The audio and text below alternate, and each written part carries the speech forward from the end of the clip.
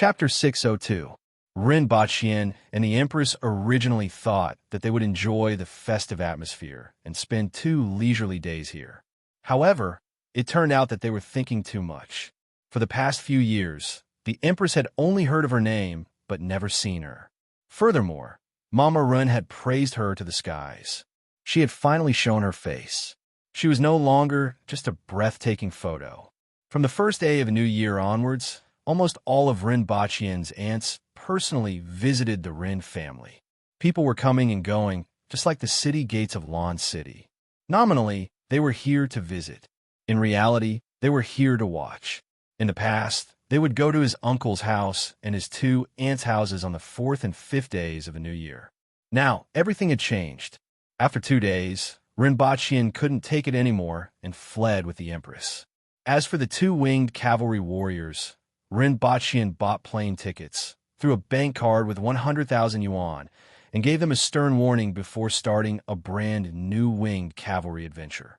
The 2 winged cavalry warriors were naturally overjoyed. They had heard those 2 fools bragging for a year, and now it was finally their turn.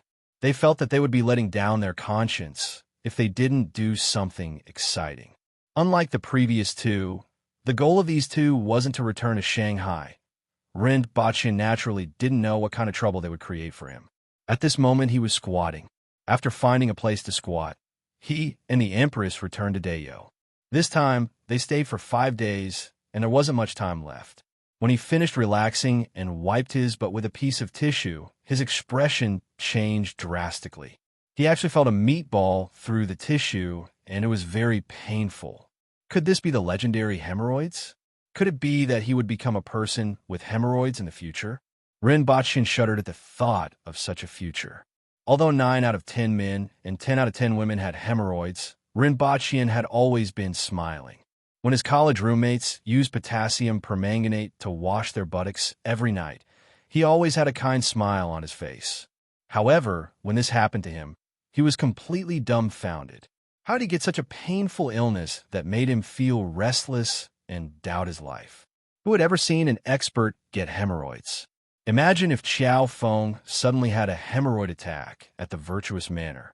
Thinking back to the sword duel on Mount Hua, many experts had twisted their way up to the peak of Mount Hua with their chrysanthemums between their legs.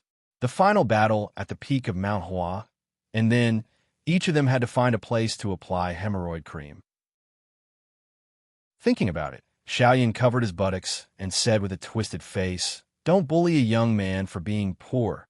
Thinking back to when Han Paopao had fought alongside Nangong Wan in the cave against the evil flood dragon. Then he had shouted, "Help me hold off for 5 minutes."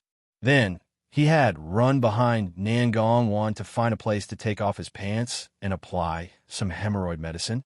For example, during the final battle between Wang Chao and God, the blood in his body surged as he hammered repeatedly, causing his lower body to spurt out blood.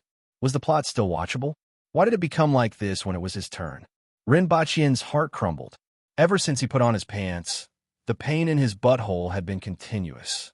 When he stretched his legs and walked out of the toilet with a deathly pale face, the Empress was waiting for him in the distance. The 2 of them were in a restaurant. They originally planned to eat something, go to the toilet, and then find a place to go back. They didn't expect such a huge, unforeseen event to happen. It was practically an apocalyptic disaster. "What's wrong?" the Empress asked faintly when she saw that he didn't look well. "Nothing." Rinpoche's lips trembled. He couldn't possibly tell the Empress that his butthole had bloomed, right? He couldn't say it. "Go back." The Empress didn't ask when she saw that he wasn't going to say it. "I can't go back. I have to check something." Rinpoche looked like he was about to cry. He quickly checked the map and walked forward with his legs splayed. He didn't dare to take more than 30 centimeters of a step. He didn't dare to take bigger steps because it hurt. Pharmacy. Mying Long. Pharmacy. Mying Long. Rinpoche nervously looked at the map on his phone and searched for the pharmacy that wasn't far ahead. He had never felt that time was so important. In the past, he would finish all kinds of things 2 to 3 hours in advance and then wait to travel between worlds. Now, he could go back at any time. He might only have 1 minute left, 10 minutes, or even half an hour left. This was because he had never calculated time so accurately before. He had to race against time to buy hemorrhoid ointment from the pharmacy. He didn't even have time to go online to learn how to treat hemorrhoids. When he saw the pharmacy that he was looking for appear on the roadside a dozen meters ahead, he finally revealed an excited expression. He turned to look at the Empress and saw that she was silently following behind him. Seeing that Rinpoche had turned around, the Empress looked at him with a puzzled expression and asked, "Why are you walking so strangely? Are you injured? What happened?" Rinpoche squeezed out a dry smile and replied, "It's a small problem that will be solved soon." Following Rinpoche's words, the air around him began to fluctuate rhythmically. The Empress immediately grabbed onto Rinpoche's arm. When Rinpoche realized that the scenery in front of him had changed, his face immediately changed. He didn't make it in time. He actually didn't buy hemorrhoid ointment. What exactly happened? The Empress squinted her eyes and asked, "It's really nothing serious. Your Majesty, you don't have to worry." Rinpoche replied with a green face. "Why is it so strange all of a sudden?" The Empress was puzzled. Rinpoche was fine just a moment ago, but he became like this after going to the toilet. It wasn't easy for him to fool the Empress. After bidding farewell, Rinpoche walked back to where he came from. He wondered if there was a disease like hemorrhoids in this world. He wondered if the doctors would be able to treat it. After thinking about it, Rinpoche wasn't sure. Looking at the guard behind him, Rinpoche gritted his teeth and asked, "Sure, let me ask you something." "Principal, what's the matter?" Sure took 2 steps forward and asked, "Do you know what hemorrhoids are?" Rinpoche looked embarrassed. "I only know arrow sores." Sure, whose face darkened. "Then do you know that the chrysanthemum is sick?" "What kind of flower is chrysanthemum?" "Forget it. It's fine." Rinpoche sighed. When he returned to his room, he lay on the bed and started to toss and turn restlessly. It hurts. Tonight, he discovered many problems that he had never paid attention to before.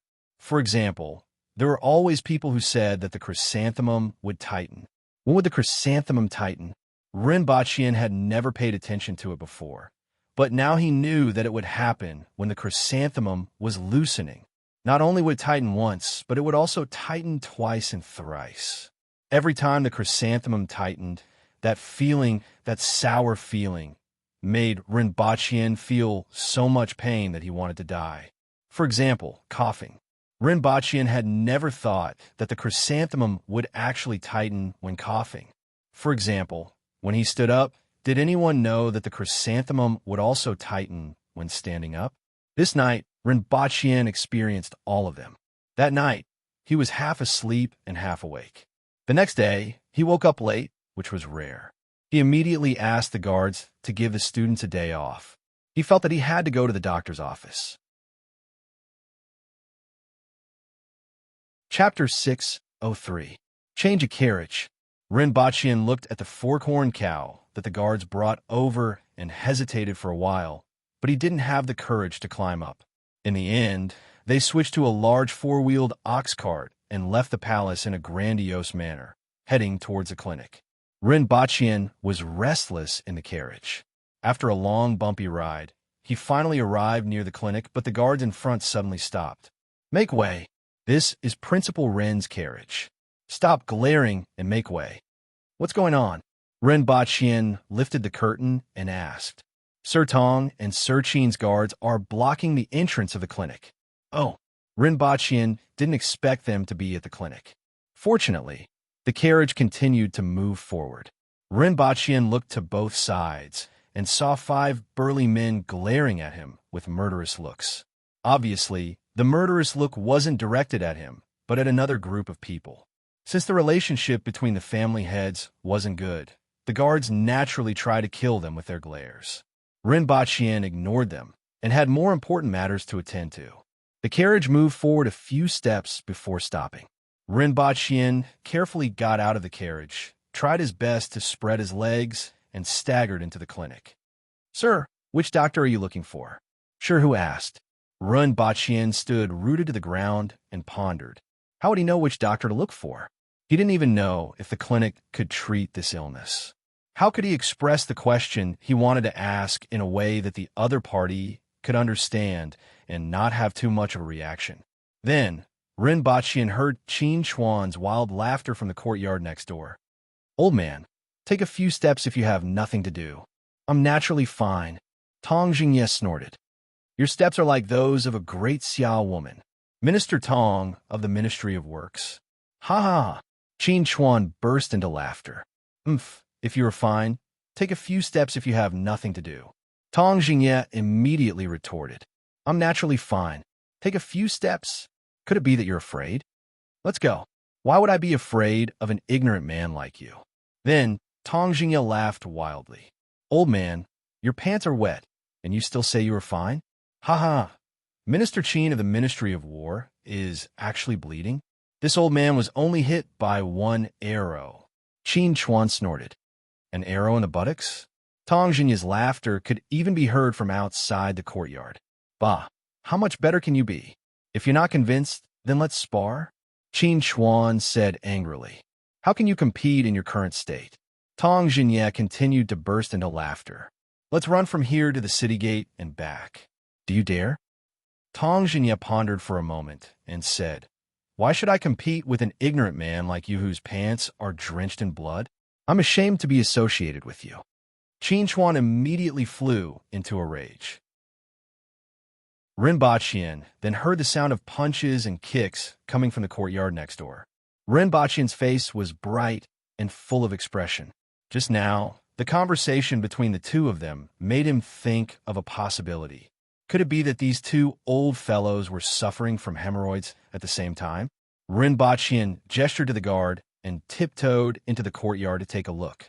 Even though the two of them were punching and kicking, their movements were very strange. It was obvious that they didn't dare to use too much strength and didn't even dare to make any big movements. If they made any big movements, they would grimace in pain. Ren Baqian felt that this possibility was even greater. Looking at their movements, he could imagine what kind of pain they were experiencing. It was simply too familiar. "Shut up." The door of a room in the courtyard opened, and an old man with white hair and beard glared at the two of them. "Both of you stay there obediently." He didn't seem to care about the status of the two of them. It could be said that there weren't many people in the imperial court who had a higher status than them. Tong Jingye and Qin Chuan immediately stood at the side and stared at each other, but they were very obedient. "Principal Run, you have been watching for a long time. What are you here for?"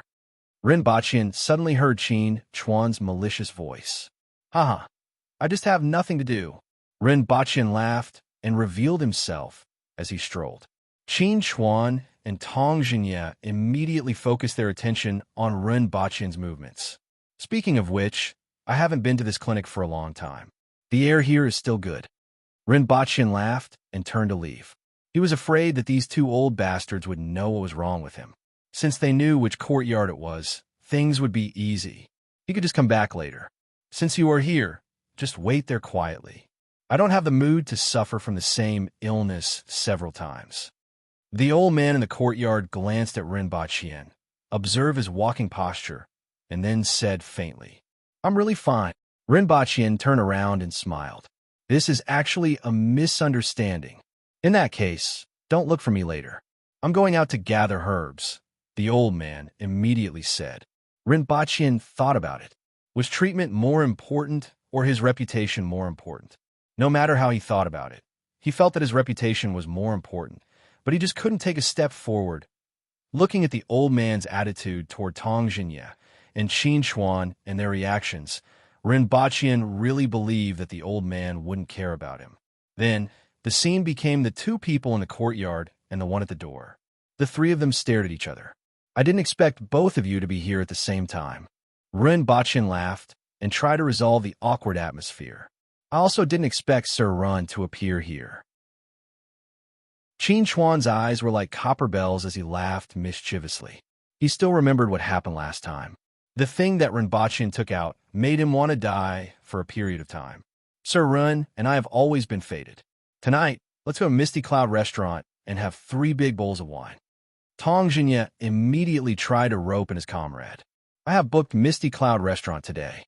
Old man, You should wait for me to leave before drinking the leftovers. Qin Chuan immediately turned his head and sneered. Old man, your buttocks are still bleeding. Do you want to dye Misty Cloud Restaurant with blood? I'm afraid that in the next year, all the brothels in Lan City will spread the story of the Minister of War. Tong Jinye's gaze didn't leave Qin Chuan's lower body like a knife. It's just a small arrow wound. Qin Chuan didn't seem to care. I wonder which expert shot your buttocks with an arrow. I have to treat him to a good drink. Tong Jinye retorted sarcastically. If you have nothing to do, why don't you take a few steps and take a look? Qin Chuan didn't show any mercy with his words. Ren Baqian sighed and watched the two of them bickering. He felt that he was unlucky. Firstly, he was unlucky to have contracted this illness. Secondly, he was unlucky to have met these two fellows. After waiting for the time it took to drink 2 cups of tea, the door to the previous room was opened again. Shi Qing walked out with a refreshed look on his face. So, it's the 3 of you. I'll take my leave first. Shi Qing looked at the 3 of them with a strange look, cupped his fists, and walked away with a majestic gait. The 3 of you come in. The old man extended his head and beckoned the 3 of them in. He first reached out and pressed on each of their shoulders before slapping their buttocks. When he saw their eyebrows twitching, he immediately knew that he was right. Take off your clothes, the old man said. Ren Baqian looked at the other 2 old men. Even though he had been to public bathhouses since he was young, he couldn't face these 2 old men openly in the same room. The 3 of you go inside. The old man pointed inside. Ren Baqian then noticed that there were actually a few areas separated by cloth. The 3 of them each found a place and started to take off their clothes. The old man called out from outside, Zhong Qing, bring 3 basins of ice water over. Then he stretched his head to see that the 3 of them were naked and said, stand upside down with both hands on the ground. Ren Baqian was now at the mercy of others. He stood upside down with both hands on the ground and muttered in his heart whether this old man was reliable or not. Not long after, someone came in. Then, a basin of ice water was poured on Ren Baqian's body. Ren Baqian's body immediately quivered. It was really ice water. Ren Baqian could feel the ice shards hitting his body. The temperature was definitely below 10 degrees Celsius. He immediately let out a strange cry and somersaulted in the air before landing on the ground.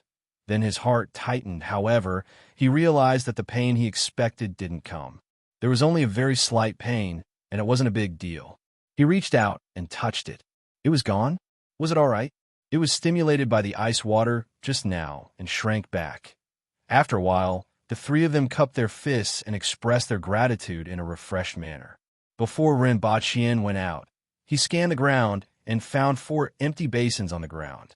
After leaving the courtyard, Tong Jinye waved at Ren Baqian with a relaxed expression and said, Sir, run.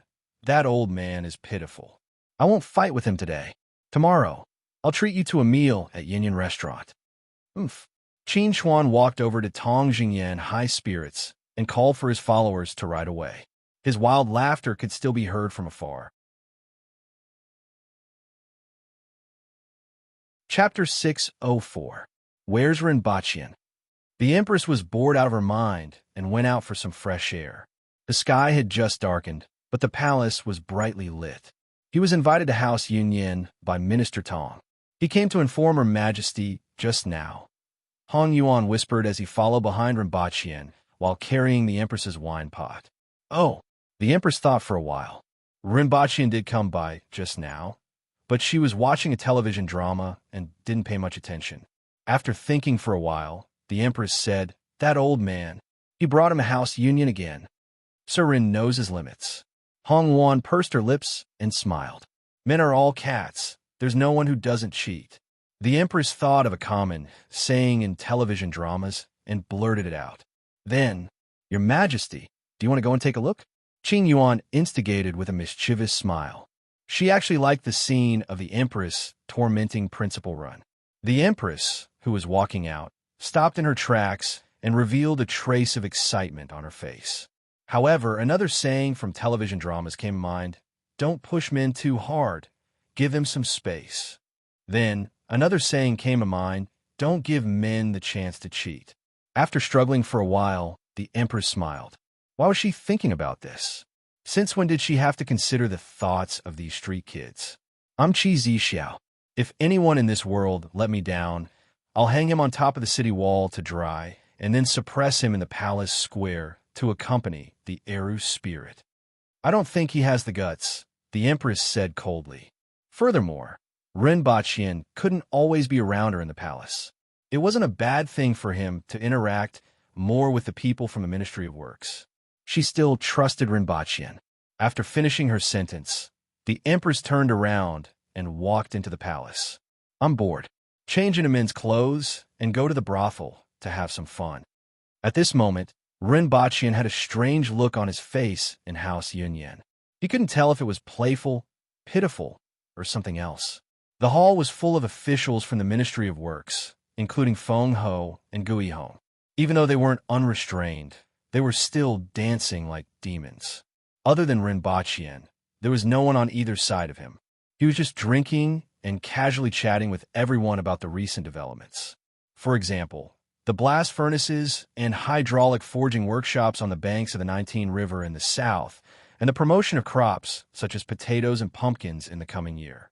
He always wanted to look at the development of Dayo's agriculture and industry from a higher perspective so that he could make plans. However, the group of women who came in just now surprised him because he saw a familiar face among them. She was a young girl in her 20s. She was 28, not 28. His appearance could be considered excellent, with fair skin and a slightly broad forehead. His appearance carried a heroic spirit. After putting on some makeup, she looked much more gentle and charming. He was dressed in the traditional aqua blue clothing of the Jing tribe. There were many flowery embroidery on his clothes, and he wore a few silver rings on his wrists. This batch of women was sent from Tianjing Basin. After Shi Wanya pacified Tianjing Basin, he selected some young women from the relatives of the prisoners and sent them to these brothels in Lan City. As for those in the house of House Yinyan, they were the best of the best. They had just been trained, and today was the first time they were sent out to receive guests. As soon as he entered the house of House Yinyan, he heard about this from Feng Ho, but he didn't pay much attention to it. It wasn't until this batch of women came in that he saw the girl among them that he was stunned for a moment and even suspected if they looked alike. It wasn't until he saw the astonishment, shyness, and hatred in the girl's eyes that he confirmed that it was indeed her. He had forgotten the name, but he remembered the person. Back in the hidden village, apart from the experts from the old sect, there were also some of their disciples. This girl was one of them. If he remembered correctly, her master was an old woman who later invited a spirit wheel expert who used a paper umbrella as a weapon and executed a stunning spear attack. Ren Baqian still remembered that the expert's name was Chang Tian. After Chang Tian's death, the old woman disappeared with his corpse, and Ren Baqian had forgotten about her. After all, a peak earth wheel expert wasn't worth his attention in that situation. He didn't expect to see her disciple here. "Where's your master?" Ren Baqian asked. The girl hesitated for a while, then sighed and said, "Dead." "Why are you here?" What Ren Baqian actually wanted to ask was why she was still alive. He had a good impression of the people from the hidden village. At the very least, they were a group of people who bled for their ideals. He would rather hope that the people from the hidden village surrendered or died than to see such a girl fall into a place like a brothel and become a doll. However, when the words were on the tip of his tongue, Ren Baqian felt that he shouldn't be so harsh. Not everyone had the opportunity to make such a choice. It wasn't wrong to want to live. There's actually someone you know. Feng Ho laughed heartily and patted Ren Baqian's shoulder. Ren Baqian immediately felt the chair beneath him creak. "Do you want to ask me why I didn't die with my master?" The girl raised her eyebrows as if she understood the meaning behind Ren Baqian's words. She then said with hatred, "That was what I thought at first, but now I want to live and see how those traitors die and how you all perish." As soon as she said this, the surroundings became quiet. Everyone present looked at her with a faint smile. In Lan City, even spirit wheel experts couldn't leave even if they entered. Moreover, a man-wheel expert was no different from an ordinary child. No one cared about her. However, Her thoughts determined her fate. The others who had the same status as her all distanced themselves in fear. They lowered their heads and didn't dare to say anything. I will take her away in a while. I will let you live peacefully and watch. Feng Ho smiled and decided the girl's fate with one sentence. If you want to live, you shouldn't say such words. Do you still want to die? Or is your heart wavering between living in humiliation and death? You have been trained in House Yunyan for 3 months and still haven't understood. Even after 3 months of training, you still haven't figured it out. Ren Baqian shook his head. The girl bit her lip and stared at Ren Baqian stubbornly. Don't take her away. I will handle it. Ren Baqian turned his head and said to Feng Ho. If Feng Ho took her away, even if he didn't kill her, he wouldn't let her have an easy time. To these people, she wasn't even comparable to a doll. If her legs were to be chopped off and tied up in the courtyard, she might as well be killed. If Her Majesty finds out, I'm afraid you will be in trouble. Feng Ho laughed. Her Majesty won't care about such a small matter. Ren Baqian waved his hand and asked the guards to take the girl to another room. In one of the rooms, Xing Rong, who was missing an arm and an eye, was sitting. The principal of Black Bamboo Academy, Ren Baqian, is here. This time, he wants to take away someone who seems to be an acquaintance, a man with a crippled body set from below. He is here again? Xing Rong frowned. The last time he was here, half of House Yunyan was almost demolished. Minister Tong again? After thinking about it, only Tong Jinye was fearless enough to invite him to the brothel. Yes, he wants the person, sure, but he has to leave the money behind. Get someone to tell him that it's 500 taels of silver, Xing Rong said after some thought. After a while, someone came in and reported, just now, 3 women dressed as men came, and one of them looks like Her Majesty. Xing Rong's face darkened when he heard this. Why is Her Majesty here again?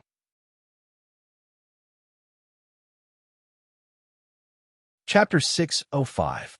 Xing Rong thought for a while and said, regardless of whether she is Her Majesty or not, treat her as an ordinary guest. He was almost certain that the other party was Her Majesty. The last time Ren Baqian came to House Yunyan, it was Her Majesty who came to make trouble. This time, Ren Baqian was followed by a woman dressed as a man who looked like Her Majesty. There was no doubt about it. They want to go to House Yunyan. Let them go. Let them go wherever they want to go. After a while, another report came in and said, they chose the upper hall next to Minister Tong. They also want girls. Xing Rong stroked his head with his remaining hand and said, serve them good wine and food. Also, find a few girls who know etiquette and propriety. After his subordinate left, Xing Rong sighed. He was exhausted. He wasn't tired at first, but now he was. Sir, Minister Qin has brought some people to House Yunyan and wants to go to the Cloud Hall next to Minister Tong, someone reported shortly after. Xing Rong rubbed his nose. Normally, he wouldn't be willing to go because Qin Chuan and Tong Jingye would definitely fight if they met. However, it didn't matter today. There was someone more powerful upstairs. As long as he didn't anger that person, the others could do whatever they wanted. Ren Baqian didn't care anymore after sending someone to take the girl away. Whether she lived or died in the future, it was better than leaving her here. Even if she was killed, it would be straightforward. After all, with her identity and the things that her master had been working hard for, he didn't want to see her being treated like this here. Even though he didn't even remember her name, this matter was only a small interlude, so it naturally wouldn't be taken seriously by everyone present. Sir Ren, drink. You and I are fated to meet each other at the doctor's office and have the same illness. Tong Jingye laughed and poured wine for Ren Baqian. Ren Baqian's face darkened. Could he not mention this? It was painful to think about it. Sir Tong and Sir Ren are sick. Feng Ho raised his head and asked with a smile while carrying a girl in his arms. It's nothing. It's just a small problem, Ren Baqian quickly replied. He was afraid of being questioned, but he couldn't say it because it was too embarrassing.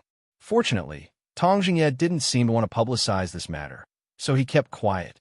Drink. After 3 rounds of wine, Gu Yihong pushed Feng Ho away and moved closer to Ren Baqian. Sir Ren, when are you going to take out the cotton that you mentioned previously? Dayo doesn't lack fabric to ward off the cold. Even though cotton can be woven, it's not as important as filling one's stomach. At the very least, Deo doesn't have to worry about food before we talk about cotton. Rinpoche shook his head. That's true, but Sir Run, don't forget that even though you don't need to keep out the cold, it's still very hot to wear a leather coat. Many people have heat rashes, especially the Aborigines. If they could have cheap cloth, that would be great, and it would also be of great benefit to the common people. A few days ago, the potatoes, pumpkins, and sweet potatoes were also harvested. Today was the third harvest, and the total harvest of the three was more than 10 million caddies. Right now, they are being transported everywhere. This old man has already given the order that every city must plant the crops according to the requirements. Once the crops are harvested, it will be 100 times, 1,000 times more. This plant could be planted 3 times a year. Even if a portion of it was used for food and the rest was distributed to be planted, there would be no need to worry about food shortage after a year. Sir Run can take out the cotton for breeding and cultivation first. Gui Hong explained to Rinpoche clearly. He had all these things in mind, and he had finally caught Rinpoche. If that's the case, wait for a few days. I will bring the cotton seeds and the planting method over, Rinpoche said after some thought. What about the method of making wine? After Rinpoche finished speaking, Tong Jingye immediately put his arm around Rinpoche's shoulder and almost pulled him into his embrace. Rinpoche quickly shrunk back and escaped. Don't think about the method of making wine for now. It won't be too late to talk about it when the imperial family has enough food to make wine at will, Rinpoche immediately said. That ballista made of springs last time isn't bad either. Feng Ho looked over. Rinpoche's face darkened. It wasn't easy to drink with them. Don't even think about it. Even if I told you, you wouldn't be able to make it, and even if you did, you wouldn't be able to use it. Moreover, the front line is doing well now. Under the command of the walkie-talkie, the soldiers are moving like water, gathering and dispersing at will. Regardless of whether it's a long-range attack or a sudden attack, they can catch the enemy off guard. In terms of individual strength, the Aboriginals are much stronger than the soldiers of the Yun Nation, so we have a huge advantage. Making a bunch of ballistas will instead slow down the speed of the army. If Sir Run can take out the method of making that small ball, then we don't have to worry about this anymore. Feng Ho laughed. The Ministry of Works had been coveting the method of making grenades for a long time. Unfortunately, Rinpoche had already said that it couldn't be made. They still believed what he said. Have you found the rubber that I want? Rinpoche turned his head and looked over. I have news that there is something similar to what you mentioned near the border of the Qin Nation. I have already sent someone to retrieve it. However, even with Her Majesty's order, you can't monopolize this thing, Tong Jingye said. This thing is very useful. Let's see if it meets the requirements first. If it's the kind that I want, it can make a lot of useful things, Rinpoche said. Rubber had a wide range of uses, and it wasn't only used for hot air balloons.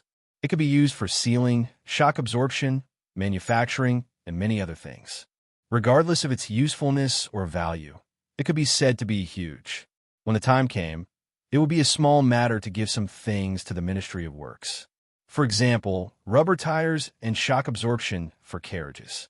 Although these things could make money, they weren't important to him. However, they were very useful to the Ministry of Works and could be handed over. He could also use rubber as an insulator to wrap the electric wires. As long as there were electric wires, more aspects could be put on the agenda. Good. Principal Run is indeed not a stingy person. Tong Jingye immediately laughed. As long as it was something that Rinpoche had, it would be very useful. Good job, Sir Qin. Give us another jar. Suddenly, a burst of laughter and jeering came from next door. Tong Jingye's laughter immediately stopped, and his eyebrows raised. It's Lien Liang from the Department of War, Feng Ho said as his ears twitched. Let's drink and ignore them. Tong Jingye's expression relaxed slightly. He could naturally tell that it was someone from the Ministry of War. However, he had important matters to discuss today and wasn't in the mood to care about them. In fact, Tong Jingye wanted to ask Rinpoche about those street lamps in the palace, but Her Majesty didn't explain. The officials were speculating nonstop, and someone had to come out and say something. Although they could suppress it, They couldn't suppress the situation for a while. Even the ministers of the 6 ministries had some complaints. In other words, on account of their past friendship, he wanted to warn Rinpoche. No matter what, he shouldn't let Her Majesty be too extravagant.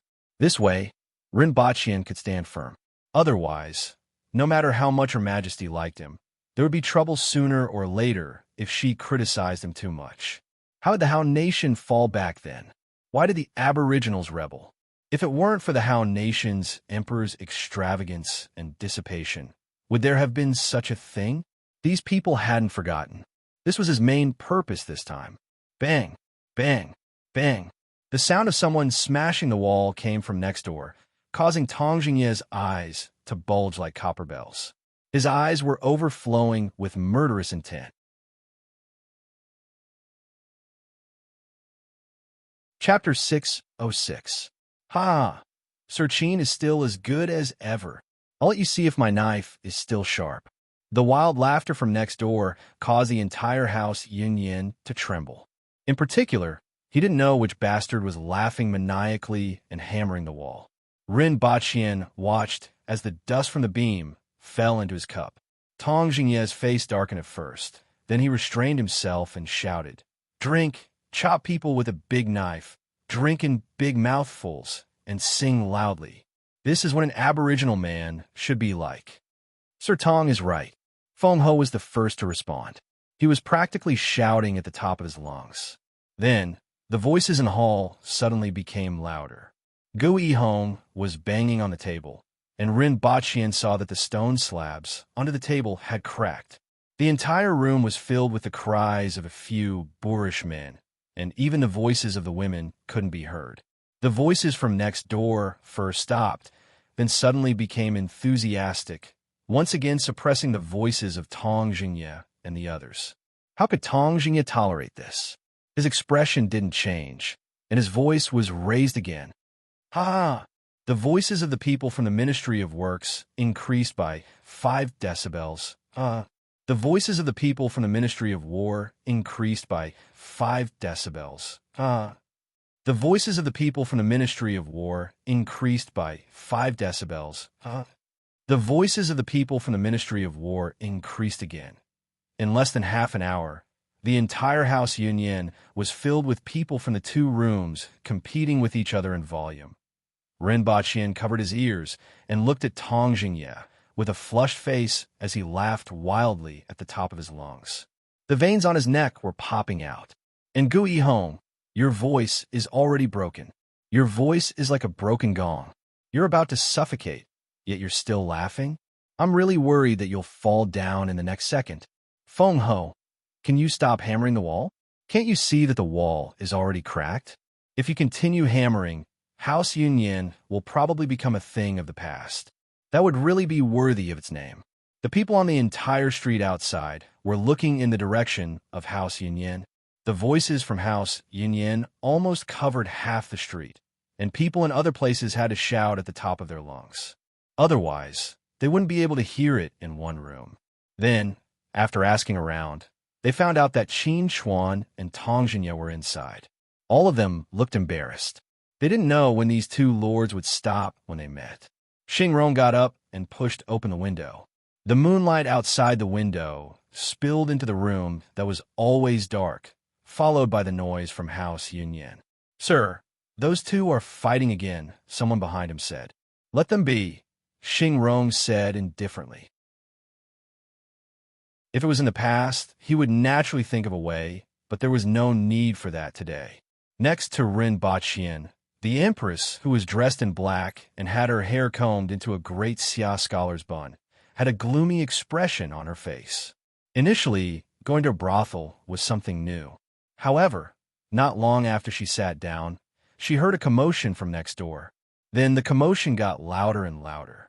Both parties seemed to be competing to see who had the loudest voice. It was simply demonic, causing the corners of her eyes to twitch. Subconsciously, she grabbed the table with her fingers and sent sawdust flying. She couldn't wait to jump out and give each of them a kick. However, after thinking that she was seeking pleasure and visiting incognito, the Empress endured it. However, Her expression remained very ugly. Beside the Empress, there were two smiling ladies with outstanding temperaments accompanying her. However, the two of them couldn't smile anymore. They wanted to cover their ears a few times, but they didn't dare to. Not far from the Empress, Qing Yuan and Hong Wan, who were dressed up as charming young men, had been taking advantage of the young lady beside them ever since they entered the room. That young lady didn't seem to mind. Instead, her eyes were filled with amusement. Even without a discerning eye, one could tell that these three charming young men were women dressed up as men. In Lawn City, when one opened the window and looked into the room, one would see burly men everywhere. Where did these three charming young men come from? In particular, these two smelled of cosmetics. At this moment, Qing Yuan stopped her groping, turned to the Empress, and said, "Young master, it's too noisy." The Empress raised her eyebrows and used her eyes to ask, "What are you talking about?" Qing Yuan replied, "It's too noisy." The Empress replied, "I can't hear you." Hong Wan looked at the two of them and asked, "What are you talking about?" The Empress and Qing Yuan looked at Hong Wan and used their eyes to ask, "What did you say?" Boom! The wall that had been continuously destroyed by Feng Ho was finally broken. The people at the two tables in the two halls looked at each other. "So, it's the old man here," Tong Jingye and Qin Chuan said in unison. "Old man, who are you talking about?" Tong Jingye repeated the same trick. "Old man, you." As usual, Qin Chuan stepped into the same pit. "I was wondering why it's so smelly today." "Old man, are you here to stain House Union with blood?" Tong Jingye laughed wildly. One had to hit someone's face and scold someone's shortcomings. It's better than a woman like you who walks with your buttocks between your legs. Qin Chuan stood up and looked at Tong Jingye. "Come here. I'll let you see who's the woman." "Why? Do you want to try the sharpness of my knife again?" Good, good, good. It just so happens that I've made some progress recently, and want to see if you have made any progress." Tong Jingye slammed the table in front of him, which immediately shattered. Before Tong Jingye raised his hand, Ren Baqian snatched a plate of peanut-like dried fruits and hid in a corner, eating peanuts while waiting to watch the show. As for the others, they stared at each other and used their gazes to kill each other. Whenever Tong Jingye and Qin Chuan met, they would act like this. It was as if they were fighting cocks, and the relationship between the two departments wasn't good. "Come, I'm afraid of breaking things if we fight here. Let's go to the roof and have a spar." Tong Jingye ignored the smashed walls and tables and forgot what he wanted to say to Ren Baqian. He and Qin Chuan ran to the roof to fight. After the two of them left, the others followed them to the roof. Ren Baqian looked left and right, then out of the window. It was 3 stories high, and there was no place for him to stand on. He couldn't go up. To be a spectator, one had to be skilled. Otherwise, they wouldn't even have a chance to watch. "Sure who?" Ren Baqian shouted. Sure who was waiting outside, immediately came in, carried Ren Baqian to the roof, and put him down. Ren Baqian's drunkenness was blown away by the wind, and he felt even more dizzy. The so-called feeling of sobering up after being blown away by the wind was nonsense. There was a saying that went, "You'll faint when you see the wind." Ren Baqian shook his head. Just as he composed himself and tried to find where the two of them were, he heard a loud boom. The two of them broke the roof and fought to the ground below. Swoosh, swoosh, swoosh. A group of figures flashed past. Ren Baqian and Sure, who were the only ones left on the roof, enjoying the cold wind with the plate of peanuts in his arms.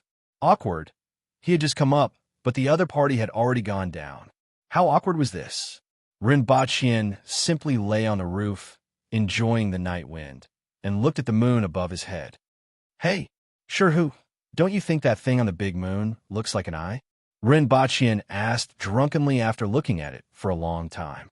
At this time, there was a red moon and a much smaller moon hanging high in the sky. In the center of the red moon, there was something that looked like an eye, as if it was watching everyone who was looking at the sky. However, this wasn't something that could be seen all the time. The last time Ren Baqian saw it was a long time ago, and he had forgotten about it after not seeing it again. Now he suddenly saw it again on this night. Boom! Boom! Tong Jingye and Qin Chuan suddenly flew out of the house Yunyan and disappeared into the night. The entire house Yunyan was shaking and creaking as if it was about to collapse. "Sir, be careful." Shihu's expression suddenly changed. He grabbed Rinpochian and was about to run. Boom! Crash! House Yunyan let out a creaking sound that made people's teeth ache and suddenly collapsed. After a cloud of dust, the people from the Ministry of Works and the Ministry of War landed in the courtyard obediently. "Your Majesty," just now, when Tong Jingye and Qin Chuan were fighting, they broke through the wall and went into another hall. When they saw the few people in the hall, everyone was dumbfounded. No one expected the Empress to be here. The Empress's face darkened as she kicked each of them out. Looking at the crowd at this moment, the Empress snorted and disappeared into the moonlight in a flash. After the Empress left, everyone heaved a sigh of relief. "Why is Her Majesty here?" Feng Ho sighed. "To catch an adulterous couple." Gu Yihong hit the nail on the head. "Where's Principal Run?" "I didn't see him." "Don't tell me he saw Her Majesty hiding?" "Puffed. I'm here." Rin Baqian crawled out of the ruins with his face covered in dirt. It was still the same room. "Sir, House Yunyan has collapsed. Send the bill to the Tong and Qin residences tomorrow." "It was Her Majesty who demolished it." "Send the bill to the Tong and Qin residences tomorrow." "Got it." After his subordinates retreated, Xing Rong sighed and felt tired. He would have rather been wielding a knife and chopping people in the Protectorate of the North. Unfortunately, Xing Rong touched his remaining eye and looked at his only hand, which was missing 2 fingers.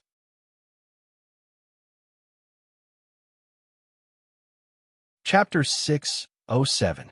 I heard that you asked for a woman from a brothel. Do you want to learn how to keep a mistress in your house? The Empress asked casually the next day. Your Majesty is well informed. Rinpochian gave her a thumbs up and praised her. The Empress glanced at him. How is this well informed? The people from the hidden village felt that she shouldn't be in a place like a brothel. I sent someone to send her to Qin Yun's sword. That's why I said that you're keeping a mistress in your house. You deliberately sent her to a place that's neither too far nor too close, and I can't be bothered with her, the Empress said. Rinpochian didn't know whether to laugh or cry. Your Majesty, you have been watching too much television. She was buried in House Yunyan last night. There are several wounds on her face, and I'm afraid that she is disfigured. How can I keep a mistress in my house? You still can't forget her, even though she is disfigured. I didn't misjudge you. You don't just look at a person's appearance. The Empress continued. Rinpochian was speechless. Your Majesty, are you praising me? Also, you aren't going to reason with me today, right? Rinpochian felt that the ancient saying, reasoning with a woman is stupid. This saying was simply too reasonable. But why did Your Majesty go to House Yunyan? Rinpochian still didn't remember that he was buried in House Yunyan yesterday because the Empress kicked Qin Chuan and Tong Jingye away and then destroyed the pillars of House Yunyan. I want to know why that place is so attractive to you. The Empress said casually. How is it attractive? I was just accompanying Minister Tong to drink and chat. However, I'm curious. What conclusion did Your Majesty reach? New people are better than old clothes.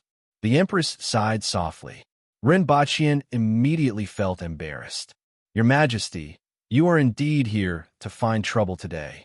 Also, is it appropriate to say such words with such a cold and aloof face? Your Majesty, even if you want to pretend to be a resentful woman, you don't look like one. He immediately cautiously said, Your Majesty, let's watch less television in the future and deal more with court affairs. The Empress immediately raised her eyebrows and squinted at him. You will get beaten up. Your Majesty, violence can't solve any problems. Rinpochian said righteously. But it can solve the problem of the person. The Empress sneered. Rinpochian thought about it and sighed. Your Majesty, you are right. The Water Empress was satisfied. She glanced at him and said softly, If you can defeat me, I will listen to you. Then he became cold again. But you can't beat me, so listen to me. Rinpochian, what can I say? Your Majesty is far-sighted and wise. You can see through the surface and see the core. You are indeed extraordinary. Cut it out. The Empress snorted softly. It was quite fun to bully Rinpochian when he had nothing to do. Then he got down to business. The auxiliary troops have already started to head back and have just left the Yun Nation. This time they brought back a lot of things they had plundered from various cities. There was also a batch of captives, about 100,000 people. It is estimated that we will reach Lan City in a month. Rinpochian's spirits were lifted. The Aboriginals weren't like the other nations or ancient China. They didn't have auxiliary armies. The auxiliary army that the Empress mentioned was the militia. Previously, many militias were transferred from various cities to the Yun Nation to transport the looted supplies after the city was breached. These supplies were used to transfuse Dayo's blood with Dayo. These were the supplies that were being transported this time. At the same time, the large batch of captives was also very important, especially for the expansion of the cement and brick factories, as well as the construction of roads. I will discuss this with Sir Tong. Go and meet Tu Wan. The provisions that these people need will also have to be transported from the Ministry of Revenue, the Empress said. Understood. Rinpoche nodded. In the past, the Empress would directly issue orders for such matters, but now she was letting Rinpochian coordinate it himself. This was probably a change. Although it seemed more troublesome, it also meant that Rinpochian wasn't completely relying on the Empress anymore. That day, Rinpochian wasn't in a hurry to do anything and first went back to Earth. The others were in the villa, and only the 2 winged cavalry warriors hadn't returned yet. It had been 12 days, and even the Lantern Festival was almost over. There were still no traces of these 2 people. Rinpochian called Yang's son and calmly asked, Minister Yang, 2 of my subordinates have gone missing. Have you found them? Yang's son had been waiting for this call, but he almost vomited blood when he heard the content of the call. Your subordinates are missing? Have we found them? Who would dare to find your bear-like subordinates? Also, why did you look for us first when you lost your subordinates? Why do you lose your subordinates every year? Do you think this is a kindergarten? Yang's son gritted his teeth and asked, Ha, I'm just afraid of causing you trouble. Rinpochian laughed. If you don't want to cause us trouble, don't let your people run around. Yang's son gulped down his tea on the other end of the call. After the call, Rinpochian was a little speechless. The last time, the 2 winged cavalry warriors went to 3rd Fatty's place. This time, the 2 winged cavalry warriors seemed to have studied the route in advance. They actually followed the previous route and ran all the way to Nan Dynasty. Then, there was still chaos along the way. The last time, the 2 winged cavalry warriors destroyed a few drug dens and baths, causing the entire city to be wiped out by the police. Those who were lucky enough to escape weren't able to escape this time. After being tossed around by the winged cavalry and then being wiped out by the police, the 3 cities along the route were really cleaned up. When Rinpochian made the call, Yang's son was also having a headache because the 2 winged cavalry warriors were wanted by the police in Nan Dynasty and were on the run. Even if Rinpochian didn't make the call, Yang's son had to find a way to get these 2 people back. The nation would never allow them to fall into foreign hands. After all, the stakes were too high. Even a little bit of information would be a huge loss. However, these 2 people weren't dolls and wouldn't be manipulated by others. The personnel outside tried to contact them several times, but they couldn't even touch their shadows. With the strength of the winged cavalry warriors and their understanding of Earth over the past year, it was like fish in the sea when they were scattered into the city. It was really too difficult to catch them. As a last resort, Rinpochian sent 2 more people to Yang's son to help bring the 2 people back. Rinpochian personally sent the 2 winged cavalry warriors to the Messiah 87 department and replaced them with 2 more. Of course, he couldn't let go of such an opportunity to go out and broaden his horizons. Rinpochian tried his best to let each of the winged cavalry warriors have a better understanding of Earth. If they were still at the novice learning stage in the past, they should be out of the novice village now. Director Yang, I'll have to trouble you this time. These 2 people will follow you. With them around, you should be able to find those 2 people, Rinpochian said as he brought the 2 people to the Messiah 87 department. He was very confident that these winged cavalry warriors had lived together for a long time and had a good understanding of other people's thoughts and habits. Furthermore, These two were good at tracking in the mountains. Although the mountains weren't quite the same as the cities, there were certain similarities. Xiongzhan, Xionging, Rinpochian said. Lady Boss, what's the matter? The two men, who were 8 meters tall and weighed more than 150 kilograms, had ferocious faces but looked somewhat similar and were laughing and joking. The next second, Rinpochian's foot landed on their legs. It's second boss. Do whatever others say these days. Don't get into trouble and bring those two bastards back. Rinpochian said. Although he knew that these two definitely wouldn't behave themselves, he still had to put on an act.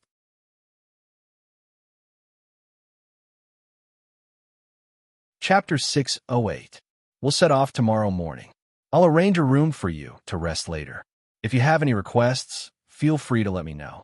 After Rinpochian left, Yang Sun looked at the two burly men in front of him. Even though this wasn't his first time seeing them, Yang Sun could still feel the pressure from them. It wasn't because of their identities, but because of their strength. Just like ordinary people facing tigers and other wild beasts at close range, they would always be somewhat frightened. However, Yang Sun concealed it very well, and no one could see it. Can I let you know if I have any requests? Xiongzhan looked down at Yang Sun, who was sitting behind the table. Yes, as long as it's within my capabilities. Yang Sun smiled.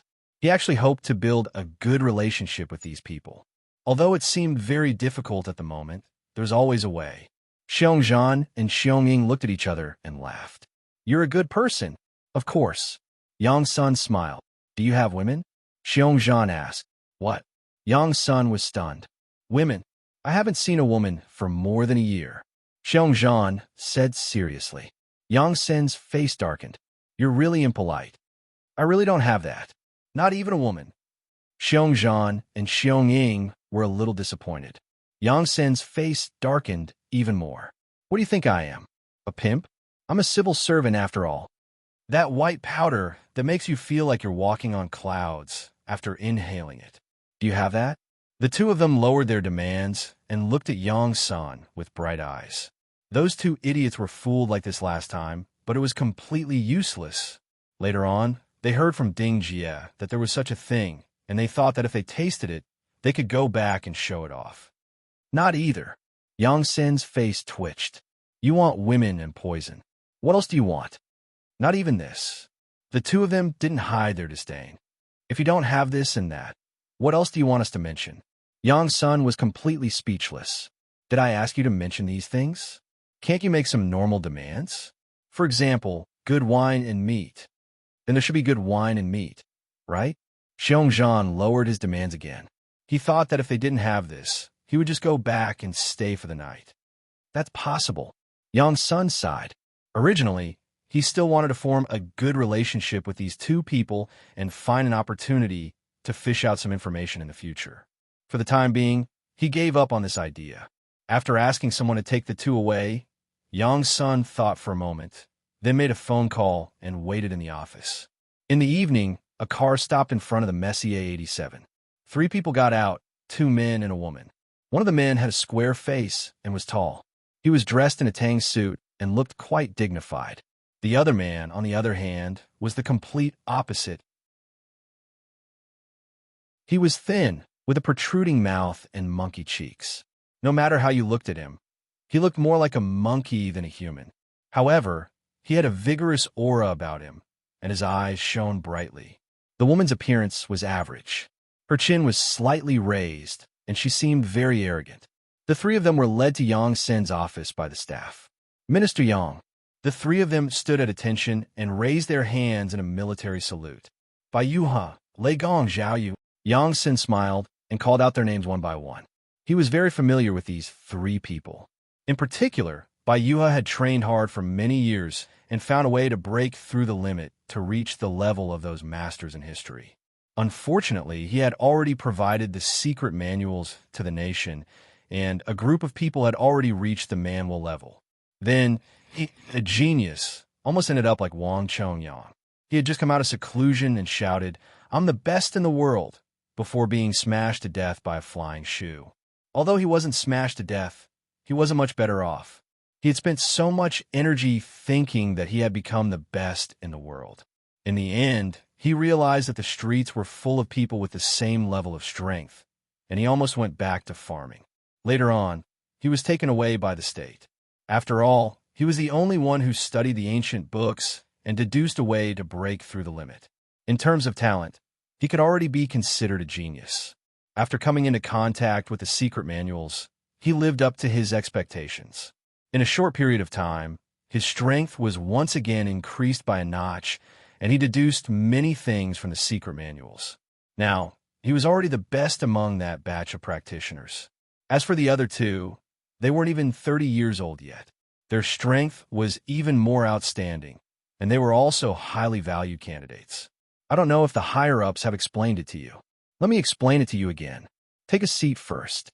Didn't you guys always want to see experts who are more powerful than you? This time, you have a chance. Yang Sen's words made the eyes of the three of them light up.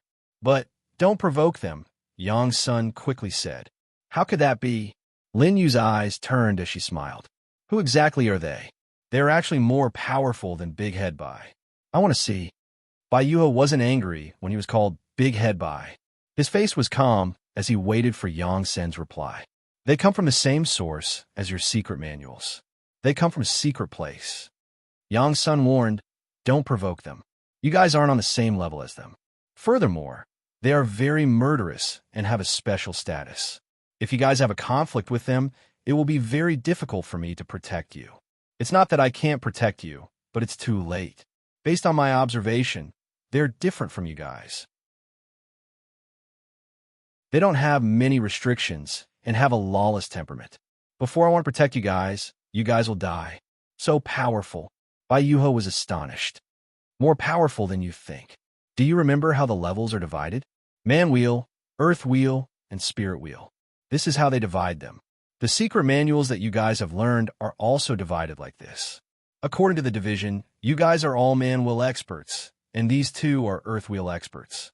Are there really earth wheel experts? Bai Yuhe looked solemn.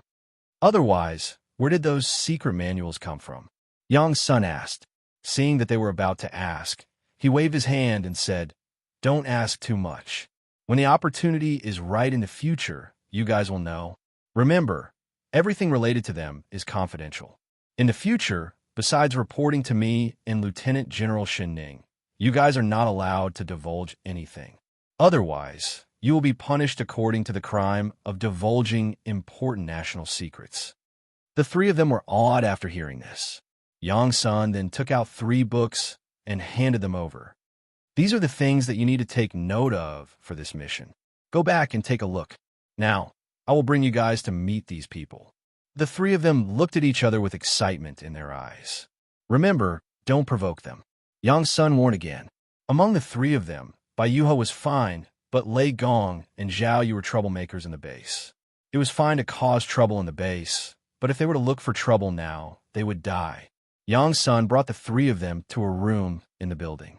After pushing open the door, they saw that the room was filled with wine bottles and a roasted suckling pig that had already been eaten clean. Sitting in the room were 2 huge, ferocious-looking men who were playing a finger-guessing game. Little bee, fly among the flowers. Fly, fly, boom. One of them slapped out like lightning, and the other person smashed through the wall and crashed into another room. Then, that person ran back to shake off the dust on his body as if nothing had happened. The 2 of them continued, Little bee, fly among the flowers. Fly, boom. This time, the other person was sent flying. This time, he flew even further away. The sound of the slap on the face was simply painful. The 4 people at the door stood there with an embarrassed look on their faces. Looking at the walls on both sides, they had long been removed. The walls of the rooms next to each other had also been removed. At a glance, they could see 3 or 4 rooms.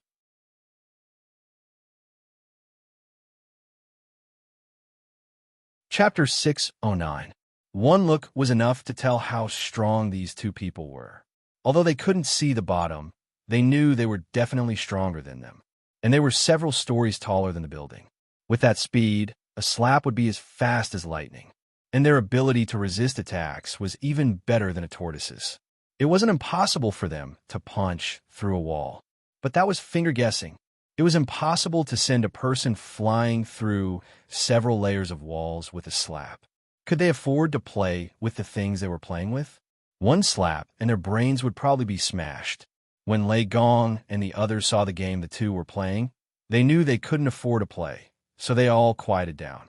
After Yang's son greeted them, they returned to the room, arranged for them, and discussed for a long time. They also understood that what they had to do this time was to observe more, and learn whatever they could from the other party. At the very least, they could avoid a lot of detours. The next day, everyone set off, dressed as ordinary people. This time, they were going to find the two people, so they tried not to attract attention. But with Xiongzhan and Xiongying, it was hard not to attract attention. The two of them were like fireflies in the dark or a pile of shit on the road. It was hard not to see them.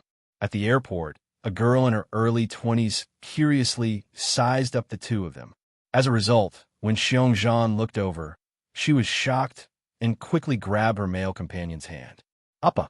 The man looked at Xiongzhan and Xiongying, then quickly pulled the girl away.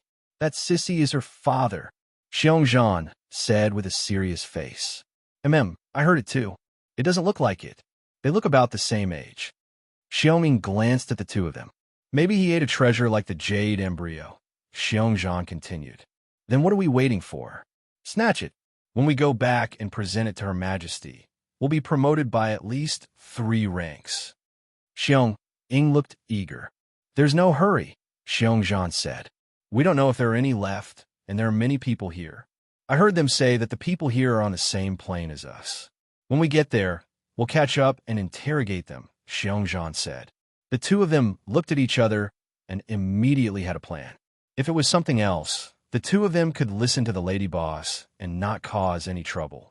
However, if it was a treasure like the jade embryo, then he would have to make a move. The lady boss and His Majesty would not blame the two of them. Both of them had their own thoughts.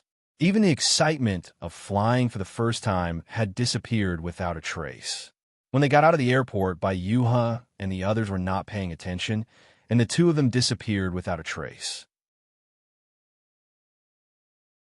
When they turned around and found that the two people behind them were gone, and then there was no one around them, the 3 of them were all stunned. Even the accompanying translator was stunned. At the same time, 4 people appeared at a certain security staircase in the airport. Among them were 2 bear-like men and a man and woman who had already fainted. First, War Bear gave each of them a slap, and the 2 of them immediately woke up. Seeing the 2 humanoid beasts in front of him, he immediately screamed. War Bear revealed a mouthful of snow-white teeth as he smiled at the 2 of them. Next, he smashed his fist against the wall. Cracks instantly covered the surface of the wall, nearly creating a hole. Seeing that, the 2 of them nearly pissed their pants. Have you ever seen a fist as big as a clay pot? Do you see it now? Do you believe that I can smash your brains with one punch? Shut up and hand over the treasure. The 2 of them knew a little Chinese. At least, they could understand if they kept their mouths shut. Appa! The woman shrank behind the man and cried softly. She's calling for her father. Then torture her father, War Bear said to Xiongying. Then he narrowed his eyes. Someone's coming. Knock them out. One of them had just pushed open the security door when he saw a bear with a raised paw in front of him. Then he fainted. 3 minutes later, War Bear asked, What are they talking about? I'll bring those people over. I think they can understand, Xiongying said. At this moment, Bai Yuha and the others were going crazy. They had lost these 2 people before they even left the airport. When Xiongying appeared, he was discovered by the 3 of them. 5 minutes later, the 4 of them who understood the situation looked at the man and woman in the corner. They didn't know what expression to show. They were cursing in their hearts, but they didn't dare to say anything. War Bear was also slightly embarrassed. Is that so? I thought this man was her father. She kept calling him father. Look at how young her father is. The 4 of them had bright expressions on their faces, but their hearts were in turmoil. Where did these 2 people come from? What is the jade embryo that they're talking about? Is there really such a thing as a treasure that can keep one young forever? When Ren Bachien returned to Dayo, he watched the students study the steam engine and train engine every day. After more than a month, it finally looked like a tractor. In addition, he went to the Ministry of Works to discuss with Tong Jinya about the arrangements for the captives. First was the expansion of the cement and brick factories and the construction of 20 new ones. Next was the construction of a cement road from Lan City to the Protectorate of the Northeast. With the cement road and rubber tires, the transportation speed would be greatly increased in a short period of time. Compared to the current dirt road that would be full of mud when it rained, the transportation speed would be 2 to 3 times faster. Furthermore, the target of the cement road wasn't just the Protectorate of the Northeast. In Run Baqian's vision, the 4 protectorates of the North, South, East, and West would be connected, and even to the 60,000 mountains. Rinpochian called this plan the 10-year route plan. As for the progress, it would depend on the number of captives. If there were millions of people and the output of the cement and brick factories could keep up, it would probably be possible to connect 5 protectorates within 5 years. Even Tong Jinya and Tu Wan could see the importance of this plan, which was naturally one of the most important tasks in the next few years. Therefore, the journey was smooth. Even if the Ministry of Revenue had to grit their teeth, they would squeeze out the rations that these people needed. Everyone was more optimistic about the rations. Although it was still a little tight now, in another year, the output of the crops that Rinpochian brought would be able to support the large-scale construction of Dayo using the captives. During this period, he returned to Earth once and found that the winged cavalry warriors had returned safely, so he didn't ask too much. He had no idea how much trouble these people had caused and how they went to rob. If he knew, he would definitely tell them how important it was to know a foreign language. Dayo was approaching the new year. After the Empress's birthday celebration, Lan City became lively again. The residences of the officials also began to be decorated. They took out the skeletons that they had treasured and hung them on the walls. There were rows of eerie white skeletons hanging outside the walls of every house. There were humans and beasts, and they all felt that they were good opponents or prey. Whenever the wind blew, the entire Beong district would be filled with the sound of bones rattling and a chilly wind. Especially at night, the thought of a street full of bones colliding with each other in the wind was simply like a ghost.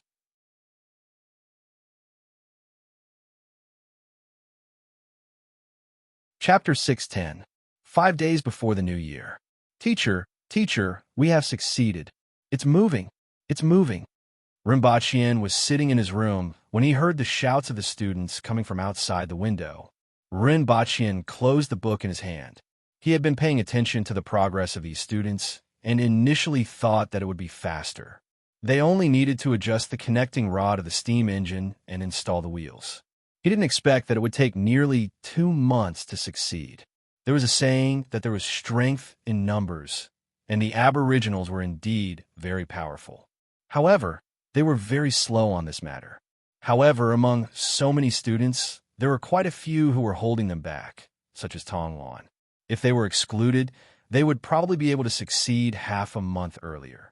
Rinpochian could hear the cheers of many students coming from the backyard while he was still in his room. He strolled over with his hands behind his back and saw dozens of people surrounding a huge tractor. Well, it was really a tractor. Its overall appearance was very similar to the tractors that Rinpochian had seen when he was young, but it was cruder and simpler. The cylindrical steam engine was at the front with an exhaust pipe on top. At the back was an empty iron plate piled with coal. A man stood on top of it, continuously adding coal to the furnace in front. The furnace heated up the water tank, and the steam was continuously sent to the cylinder in front through the connecting pipe above. At the same time, these students also made use of the characteristics of the conversion between water and steam to make a guide pipe below the steam cylinder. The cooled water could be sent back to the water tank through the guide pipe below. As for the bottom, there were 2 large flywheels and 6 gradually shrinking flywheels. They were no longer connected by animal tendons, but by metal connecting rods. When Rinpochian arrived, Du Laolu was bare-chested and covered in dust as he added coal to the furnace. It's moving, it's moving. Many students were cheering.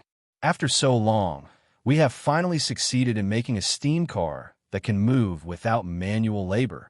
Regardless of whether it was Shurgan, who had the best grades, the worst students, or the commoners, they were all excited at this moment. Even the blacksmiths and carpenters that Tong Jinye had transferred to help at the school were standing at the side with their arms crossed as they looked at their masterpiece. After all, this steam car was their blood, sweat, and tears. "Get out of the way! Get out of the way! The car is going to speed up," Du Laolu shouted at the crowd in front of him as he continuously added coal to the furnace. At the same time, he laughed maniacally in excitement. "This is the first steam-powered car since the beginning of the world. Of course, I have to drive it. Ha ha! Fool!" Tong Lan, who was sitting on a rock outside the crowd, curled her lips when she heard Du Lao's laughter. "This thing can't be turned." Rin Baqian, who had just arrived, heard Tong Lan's muttering. Then, he looked at Du Laolu, who was standing on the steam locomotive in high spirits, and immediately revealed a look of sympathy. "You caused the first traffic accident of the first steam-powered car since the beginning of the world." As the students gave way, the steam car began to accelerate. As the steam car moved forward, mud flew behind it. The wheels of the steam car left 2 trenches in the ground. Then, the speed of the steam car began to increase. From a walking speed to a jogging speed, it crashed into the opposite courtyard wall. How could this thing turn? Giddy up! Seeing that the steam car had crashed into the wall, Du Laolu suddenly thought of this. He wanted to pull the reins, but he couldn't find them. In his anxiety, he even shouted, "Giddy up!" However, the steam car didn't budge and continued to crash into the courtyard wall. The sound of bricks collapsing could be heard as the steam car crashed into the courtyard wall and continued to move forward. The academy was located to the east of the palace and north of the Beihong district. There weren't many people in this area, and only a few imperial guards who passed by stopped in their tracks to look at the strange thing that had crashed out of the academy. It crossed the road and crashed into the courtyard wall of Great Elder Shi Qing's residence.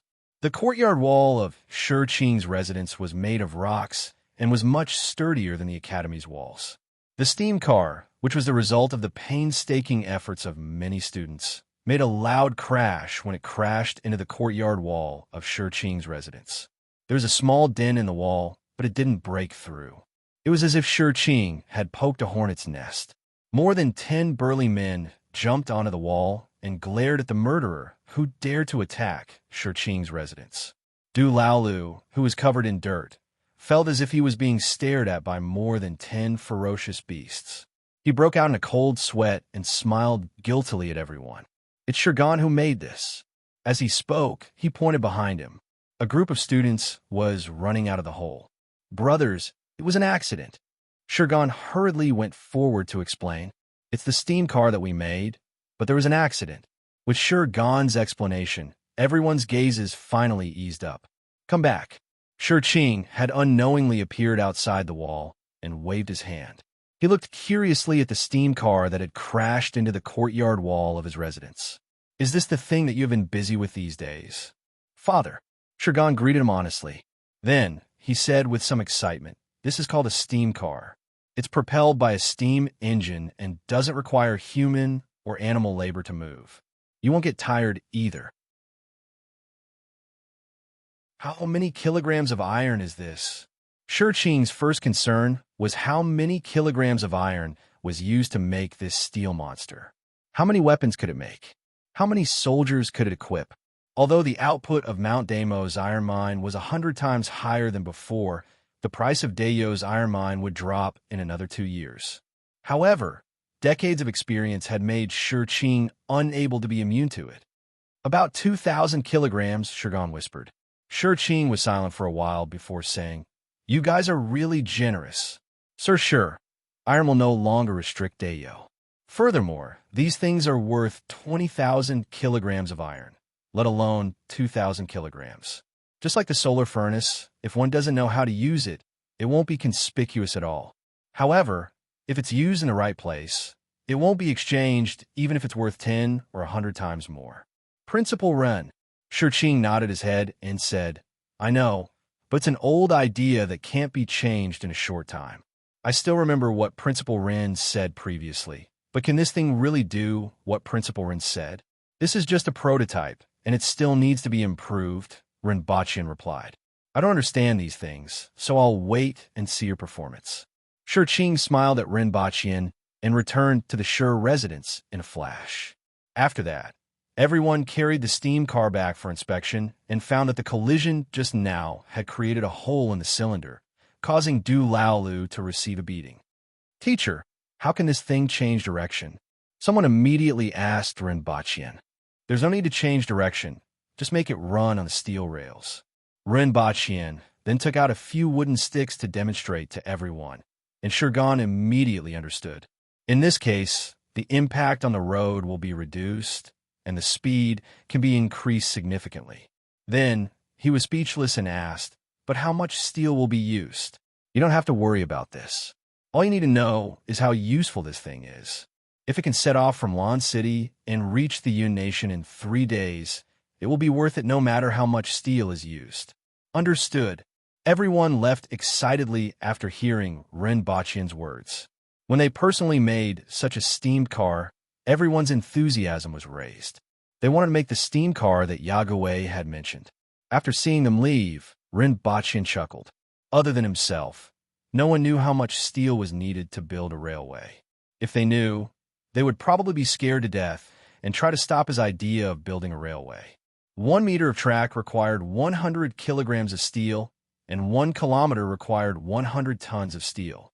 At present, the annual output of Mount Damo's iron mine was 2 million kilograms, which was only 1,000 tons. It could be used to make weapons, and the steel produced in a year could be used to make 100,000 steel knives, which would double the number of soldiers in Dayo. With 200,000 iron hooves, it wasn't impossible to conquer Great Xia. However, it was impossible to build a railway. It was at least 1,000 kilometers from Lan City to the border of the Yun Nation. According to the output of Mount Damo's iron mine, it could only lay 10 kilometers of track in a year. It would take more than 100 years to build such a railway. Fortunately, Rinpochian didn't set his sights on the output of Mount Damo's iron mine.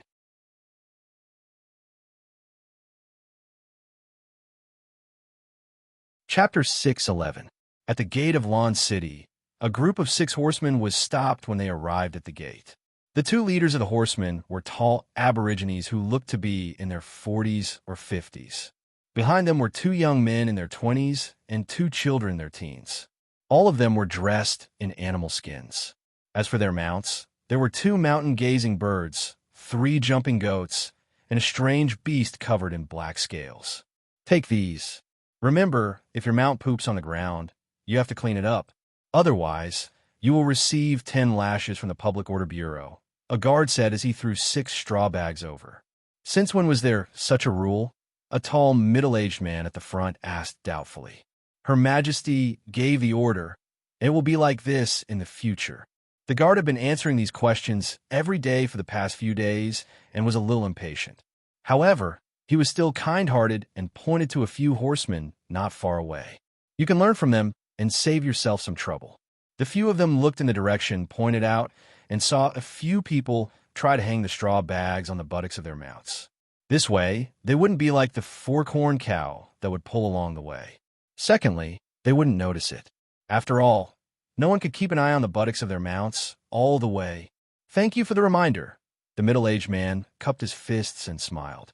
Also, the guard carefully sized up the strange beast and warned, "You are not allowed to dig holes in the city." After a while, they set off again. The strange beast looked aggrieved. After running around naked for its entire life, it suddenly felt uncomfortable with a cloth bag hanging on its buttocks. Third uncle, this is Lan City. There are so many people. The young man and woman at the back of the group looked at the pedestrians on the streets and said excitedly, "This is Lan City after all, under the feet of Her Majesty." The middle-aged leader, who was addressed as third uncle, laughed. "The clothes they are wearing are so beautiful." The young lady's gaze quickly fell on the clothes that the pedestrians were wearing. Although they were ordinary in the eyes of many, they were extremely tempting to a young lady who had just come out of the mountains. The middle-aged leader calculated in his mind and said dotingly, "After we sell the things, we could buy half a roll of cloth." The young man and girl behind him were the most talented youngsters in the village. They had attained the earth wheel level before the age of 16 and were much more promising than their parents' generation. This time, he brought this group of young men and women not only to buy New Year's goods, but also to find two old friends and see if they could participate in this year's lantern-grabbing contest. After walking forward for a while, the middle-aged leader revealed a puzzled expression. Why were all the cloth stores closed now? He got off his horse and asked around. Only then did he find out that due to the war this year, the caravans were all gone, so naturally the cloth shops were closed. This made the girl feel slightly regretful. However, the children in the mountains were not so spoiled. They quickly focused their attention elsewhere. What a fragrant smell, the young girl said in surprise. It smells even better than roasted rockworms. Not only did she smell it, but the others also smelled it. Just the smell alone was enough to whet their appetites. The smell is coming from the front. Very quickly, they found a shop that was tightly surrounded by people. Standing on their horses, they could see a rack in front of the shop. A jumping lamb leg was being roasted on it. Two skinny men, who didn't look like aboriginals, sprinkled some powder on the lamb leg every once in a while to make the aroma even more enticing. "What's this for? Didn't you say that there are no more caravans?" The middle-aged leader asked as he pulled one of the men. "It's not a caravan." The man who was being pulled by the leader looked back at him, pointed to the signboard above the shop, and asked, "Do you see the words on it? What's written on it?" The middle-aged leader asked with a hint of respect. Although Dayo respected martial arts, literate people were also looked up to. "What's written on it?" The man beside him asked softly. "I heard from them yesterday that it seems to be the imperial family's spice shop." The other man asked uncertainly. "The imperial family's spice shop. Her Majesty's spice shop." The man in front turned around and repeated, "What's a spice?" The middle-aged leader asked again. At the mention of this topic, the man immediately perked up and said, "Do you see the meat being roasted inside? Does the meat you roast smell so good?" "No." The middle-aged leader answered truthfully. "That's it then. That's what spices do. When roasting meat, sprinkle some on it, and the aroma will immediately assail your nostrils. The taste will also make you want to swallow your tongue." The man seemed to be intoxicated as he spoke, as if he was reminiscing about the taste. "How much is this spice?" The middle-aged leader was a little tempted. "I'm not sure, but it won't be cheap." The passerby looked at him and said, "If you want to use it in the village, you might as well buy some salt." "Then why are there so many people?" The middle-aged leader felt strange. With so many people around, could it be that they were here to smell the aroma? After the lamb leg is roasted, it will be cut into thin slices and distributed to everyone. This is called tasting. Yes, tasting. So many people are waiting to taste a little, the passerby said after thinking for a while. That term wasn't easy to remember. This spice shop was naturally set up by Renbachien. Of the spices that were originally planted, 2 batches of sesame and 1 batch of cumin had already been produced. Only the pepper had just matured recently. As for the pepper and Chinese anise, it would take another 2 years to harvest them. However, when the sesame and pepper ripened naturally, Renbachien and the Empress were in Tianjing Basin. At this time, after the pepper ripened, they were taken out to be sold together. Besides the initial agreement with Tong Jinye to sell a portion to him, the rest of the spices were used for the palace, and the first spice shop was opened. Pepper and cumin weighed the same as silver. In other words, 1 tael of silver could only buy 1 tael of cumin or pepper, which was only slightly more expensive than salt. Back on Earth, spices were worth the same weight as gold, but the difference was too big. After all, they couldn't be sold abroad now. In Dayo, even the officials didn't make much money. If they were calculated according to the weight of gold, like in ancient times on Earth, a large portion of these spices would have rotted in the warehouse. Initially, Renbachien gathered about 1,000 mu of farmland. Among them, 200 mu of sesame, 200 mu of pepper, and 200 mu of cumin. The rest was planted with Chinese anise and Chinese pepper. This year, They produced about 50,000 caddies of sesame, 100,000 caddies of pepper, and 40,000 caddies of cumin. This was a total of more than 100,000 taels of silver. 600 mu of farmland could produce such an amount of output, which could be said to be a windfall. It had to be said that this world was indeed a fertile land. Even without fertilizer or meticulous farming, they could still produce such an output. This was almost impossible on Earth. Half a day later, a few aborigines tasted the roasted mutton and almost swallowed their tongues. They braced themselves to ask about the price of the cumin and Chinese pepper before leaving while drooling. The leader had a rough idea. Although the price wasn't low, it wasn't impossible to buy one tael of each for the people in the village to try. "I'm even hungrier," a young girl said with an aggrieved look. After eating such a piece of roasted mutton, her stomach was about to revolt. "Bear with it. Let's go see an old friend and ask about your situation," the middle-aged man said. The middle-aged man said as he led them through Jingyang Avenue. After asking around, they arrived in front of a mansion and knocked on the door. A moment later, they were welcomed in. "You want to participate in the lantern-grabbing contest? This isn't impossible. You are indeed talented, but there are many talented youths in Lawn City. I'm afraid you won't be able to stand out among them, especially in terms of martial arts. The disciples of those big families are much stronger than what you have learned. If you want to find a way out, I have a chance." A middle-aged man in the hall chatted enthusiastically with the leader for a while. After hearing the purpose of their visit, he pondered for a while and said, "What do you mean?" The leader's eyes lit up. He didn't want this pair of youths to be buried in the village.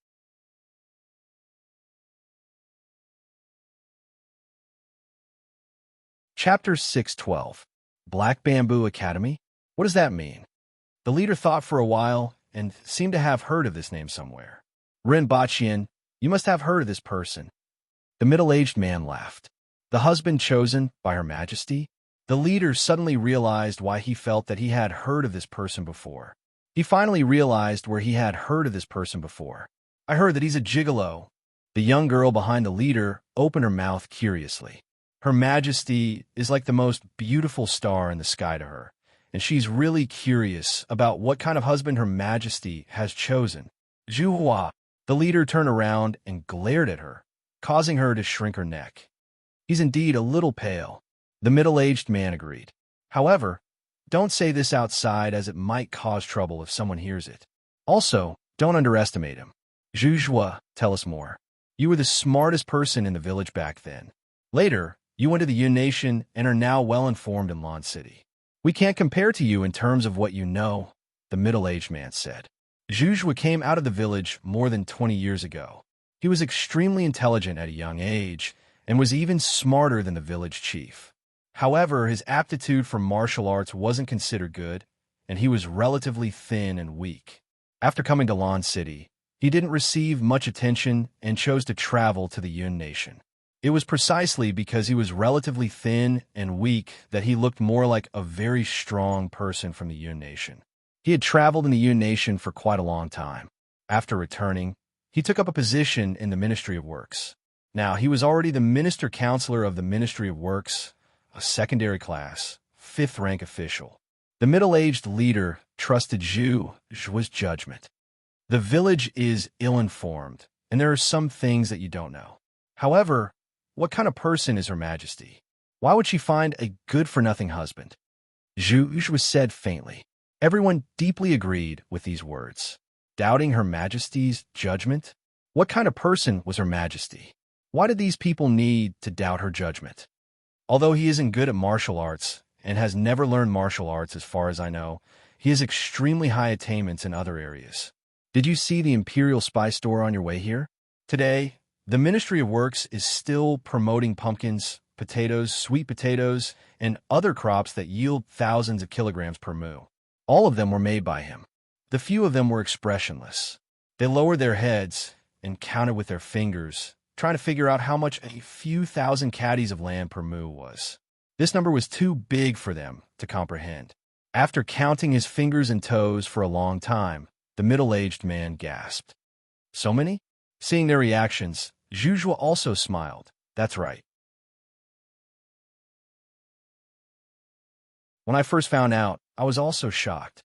As far as I know, the highest yielding crops in the Yun Nation and Great Xia are far inferior to this. Just this alone is enough to make his contributions. Apart from this, there is also a salt well. You should have heard of this. Dayo also has a salt well now, and it was created by Principal Run and his men. If we only talk about these two things, they're just great contributions to Dayo and are not worth much attention. However, there was also the communication method that allowed people to communicate from thousands of kilometers away, the method of mining iron, or the method of forging steel, and the various strange mechanical weapons used in the war with Great Xia. All of these were created by him. Recently, he even pacified Tianjing Basin. Even the shaved ice, glass, and mirrors in the city were made by him. Also, a few days ago, he made a bet with the Zhang family from the Yun Nation. He went against them in dyeing, brewing, and forging. You guys don't know much about the Zhang family, but I have heard a little about them and know their capabilities. Ren Baqian was able to win all three of the bets, which is already extremely astonishing. The few of them listened attentively.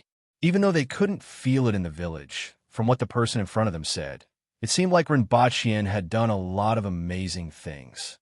This person can be considered a genius, Zhuge was said at the end with a little admiration in his voice. He saw many things when he was traveling outside.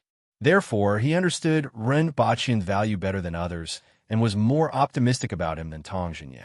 This Black Bamboo Academy was established by him, and what is taught is what he has learned. Even though it doesn't talk about martial arts, it contains algebra and the way of nature. It's really amazing, Zhuge exclaimed in admiration. Just by looking at how he has done so many things and brought about so many changes in just over a year, you can see how amazing his knowledge is. Even though they can't learn martial arts there, it's still an excellent way out. Even though it's a waste of the talents of these two children, martial arts doesn't mean everything, especially in the future. There haven't been any changes in the 70 years since the founding of Dayo, but in the next few decades, as long as Ren Baqian is still around, there will definitely be changes in Dayo. The middle-aged leader was a little silent after listening. Zhuge's words moved him a little. However, with the talents of these two children, he was unwilling to let them give up on learning martial arts. It was such a pity for their talents. At this moment, Ren Baqian was strolling around the market. Recently, there were many aboriginals coming to Lan City to purchase things. At the same time, they also brought along a large number of mountain delicacies, such as many rare herbs and fruits, as well as some other rare treasures.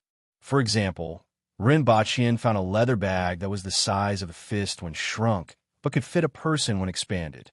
It was said to be the stomach of some kind of strange beast. Ren Baqian tried it, and it was very sturdy. At least, he couldn't tear it. One had to know that he had the strength of 1,300 kilograms, so he knew how much this bag could withstand. Such a bag only cost 30 taels of silver. Just now, he saw someone selling a type of baby monkey called tingling. When it matured, it would be 30 to 40 centimeters tall and covered with short golden hair. Its movements were as fast as lightning, and it had great strength. It was probably at the man-wheel level. If it was fated, it could even reach the earth-wheel level. Furthermore, it could understand human language and was very intelligent. Most importantly, it had excellent hearing. After training, it could be used as a hunter's assistant. The price wasn't high, only 500 taels of silver. Ren Baqian strolled around the market and bought a few novelty items before returning to the previous stall. He took a few gold ingots from the guard and threw them on the stall. There weren't any banknotes in Dayo. If he wanted to buy something expensive, he would have to carry a sack full of silver. Gold ingots were still more useful. This baby tingling was only the size of a palm. It was covered with short brown hair and had a pair of eyes that looked like it came from a comic book. It looked extremely weird, and its ears were also very large. Ren Baqian took the rope that was tied to the baby from the hands of the aboriginals. The baby tingling nimbly jumped onto Ren Baqian's arm and looked at him eagerly. It grinned slightly and made chirping sounds. Little thing, Her Majesty might like it. Ren Baqian stretched out his fingers and rubbed the head of the baby tingling. Then, the baby tingling jumped onto his shoulder. Let's go back to the palace. Rinpoche held the rope with one hand and allowed the little thing to squat on his shoulder. He then called for the guards beside him to return to the palace. After returning to the palace, Rinpoche first went to Pingle Park to take a look. Two relatively dexterous palace maids were making Kongming lanterns. There was already a pile of finished products at the side. These were the lanterns that Rinpoche was going to light up tomorrow night. 666. Rinpoche felt that this number was quite auspicious. Then he saw two black and white lumps rolling around on the ground. Rinpoche immediately felt sad.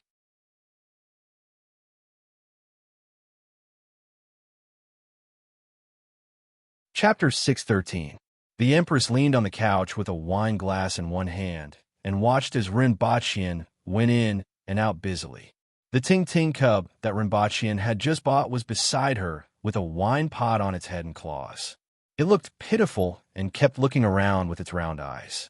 At this moment, Rinpoche not only brought over all the pots and pans from the imperial kitchen, but also beef, mutton, 2 fish, and some fruits. The Empress didn't like to eat fish. Firstly, it didn't spit out bones. Secondly, she preferred to eat meat in big mouthfuls. However, Rinpoche loved to eat and would always make braised fish every 3 to 5 days. Nowadays, the imperial kitchen was pretty good at making it. According to Rinpoche, it could be compared to a 5-star chef. After all, the chefs in the imperial kitchen were originally talented in cooking. Their techniques and control of heat were also good. After Rinpoche's guidance, they improved extremely quickly. Rinpoche placed a chopping board on the stool, placed some beef on it, and cut it into slices. He then turned to the Empress and asked, "Your Majesty, do you know how to chop the stuffing?" "Me?" The Empress pointed at herself and found it funny. "Chop the stuffing? Your Majesty's delicate hands can't be touched by cooking oil, but it's fun to do it occasionally. Let's eat dumplings tonight." Rinpoche wiped his hands with a piece of cloth. "Or do you prefer to chop the stuffing or knead the dumplings?" The Empress thought about it and actually didn't like either. However, seeing that he was in high spirits, she didn't want to dampen his spirits. She slowly walked over and took the kitchen knife from Rinpoche's hands. The hall was filled with a series of sounds of the knife chopping on the chopping board. Those sounds seemed to be connected together, and there was no gap in the Empress's knife. Rinpoche looked at it and exclaimed, "Your Majesty's knife technique is impenetrable. Even light can't shine through, let alone water." 30 seconds later, the Empress stuffed the knife into Rinpoche's hands and saw that the chopping board was full of meat stuffing. Rinpoche looked at the chopping board for a moment and couldn't help but say, "Your Majesty, this chopping board seems to be an inch thinner." "It's just a chopping board." The Empress disagreed. "That means that you have mixed the top layer of the chopping board with the sawdust and mixed it with the beef." Rinpoche didn't know whether to laugh or cry. "Now we don't even need to add vegetables." The Empress stopped in her tracks and looked around. Then, as if she hadn't heard anything, she leaned on the couch and closed her eyes to rest. Rinpoche saw that even the Empress had learned how to play dead. It was better for him to do it himself. Sure enough, the Empress wasn't suitable for normal people. He asked someone to bring another chopping board and mince the meat again.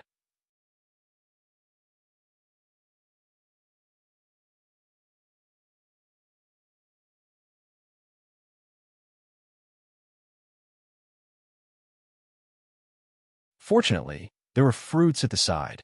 She ate 2 dumplings and 2 fruits, so she could barely eat them. After eating the dumplings with difficulty, Rinpoche dragged the Empress out to release the Kongming lanterns. There were 666 Kongming lanterns, which were half the size of a human, placed everywhere in the courtyard. "Can this fly to the sky?" The Empress was a little doubtful. These lanterns were made of bamboo strips and covered with a layer of white cloth. Apart from this, there was only a small oil lamp underneath. "Naturally. Do you have any wishes, Your Majesty?" "Write it on it, and it will be brought to the place closest to the sky." "Perhaps it will come true," Rinpoche asked as he took a stack of cloth, paper, and pen. "Whatever I want to do, I can naturally do it. If I can't do it, it's useless to write it on it. You might as well send Li Fu to the sky, so that he doesn't have to worry about it every day. Even if I write, the country is prosperous and the people are at peace is fine. It's always a wish. Rinpoche laughed. The Empress thought for a while and really wrote the words, "The country is prosperous and the people are at peace," on the cloth that Rinpoche prepared. Then, she got someone to tie it onto the Kongming lanterns. Rinpoche also wrote, "The 5 grains are abundant." The Empress thought for a while and wrote, "The weather is favorable." Rinpoche, "The fate of the nation is prosperous." Empress, "The power of the nation is strong." Rinpoche, "The union of 100 years." The Empress looked at him and thought for a long time. Finally, she wrote the words, "I miss you very much." Rinpoche then picked up a pen and wrote, "Give birth to a son soon." Blood rushed to the Empress's face. She kicked Rinpoche's leg and flew out in a circle. After a long time, Rinpoche limped back and ordered someone to light the Kongming lanterns. As the Kongming lanterns gradually rose into the sky, hundreds of lanterns of different heights slowly rose into the sky like a stairway to heaven. It was extremely beautiful in the night, like a beautiful painting. In the background was an endless galaxy that complemented each other. Won't it fall? The Empress suddenly thought, if the oil lamps fell, it would probably cause a fire. Your Majesty, even if it falls from the sky, the oil will be blown away. Naturally, nothing will happen. The Empress felt relieved and relaxed as she looked up at the beautiful scenery in the sky. As the night wind blew, the Kongming lanterns began to slowly float toward the south of the city. The lanterns in the night sky were naturally seen by countless people. Many places started to become noisy, and some people even came out of their rooms to look up at the night sky after hearing the news. Just like the fireworks last time, this time, it was also a breathtaking scene. It floated out of the palace. It must be Yagüe's doing. Tong Lan stood in the courtyard and pouted, but still admitted, "It's beautiful, but I don't know how he did it. I'll learn from him later." "What a clever idea," Tong Jinye said from the courtyard. In House Yinyin, many girls leaned against the window and looked at the sky outside enviously. Many of them thought how good it would be if they were the lanterns and could fly freely. In an inn, "Zhuohua, come out and take a look." A young man kicked open Zhuohua's door. "Bear cub, don't you know how to knock?" Zhuohua scolded. "So pretentious," the young man said in disdain. He then grabbed Zhuohua's hand and ran into the courtyard, pointing to the sky and saying, "Look, so beautiful." Zhuohua looked at the scene in the sky, and her eyes immediately sparkled. "I heard that there were fireworks during Her Majesty's birthday celebration. It's a pity that I didn't get to see it," the young man said with some regret. In Jing Street, Li Fu reclined on the roof and looked at the scene in the sky. He left the wine glass on the roof and disappeared in a flash. After a while, he appeared in the sky and grabbed a Kongming lantern at the bottom. After seeing the structure, he revealed a contemplative look. In the Qin residence, Qin Chuan said loudly, "Bring me my bow. I want to see what it is." "Father," it flew out of the palace. A young man who looked similar to Qin Chuan reminded him. Qin Chuan looked at the Kongming lantern in the sky and was very curious. After thinking about it, at most, he would be kicked by Her Majesty, so he said boldly, "It's okay, just bring me the bow." Not long after, Qin Chuan pulled the bow and arrow. With the sound of the bowstring, a lantern was instantly extinguished and the Kongming lantern also fell. "Sir, I picked it up. There were words on it." After a while, 2 servants rushed back with the Kongming lantern. "What's written?" "The 2 of us are illiterate." The 2 guards looked aggrieved. "Useless."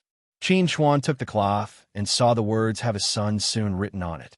Qin Chuan's expression immediately became interesting. This thing that flew out of the palace had these words on it. He didn't dare to think about it. "Father, what's written?" The young man from before came over to take a look and couldn't react for a long time. Then he said, "I don't know anything." Qin Chuan immediately scolded.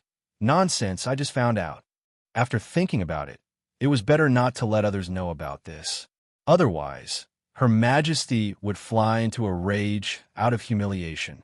The next day, in the Shi residence, Shi Qing was surprised. What? Have a son soon?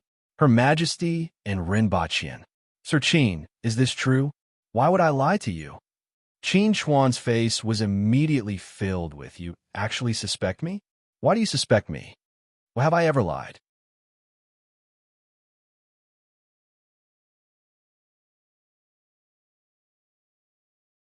Chapter 614. 2 days later, when they went to court again, everyone's faces were full of spirit.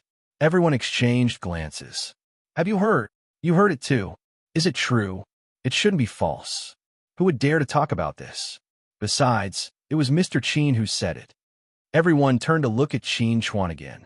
What are you looking at? Qin Chuan's face darkened when everyone looked at him. He cursed in his heart. How did the news spread so fast? He mustn't let His Majesty know that he was the one who spread the news. Tong Jinye of the Ministry of Works. You have an opinion? Ministry of Revenue too, Wan sneered. Lord Qin, the Minister of Justice, squinted at him and asked, What do you want to say? The Minister of Rights raised his head and pointed his nose at Qin Chuan. The other officials glanced at Qin Chuan, then raised their heads to look at the sky.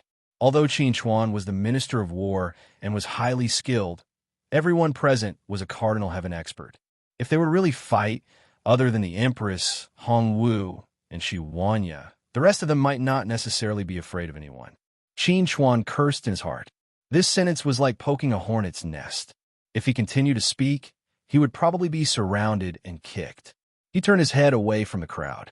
A wise man knows better than to fight when the odds are against him. Huh! A sneer reached his ears. He didn't need to turn his head to know that it was Tong Jinye, that old man.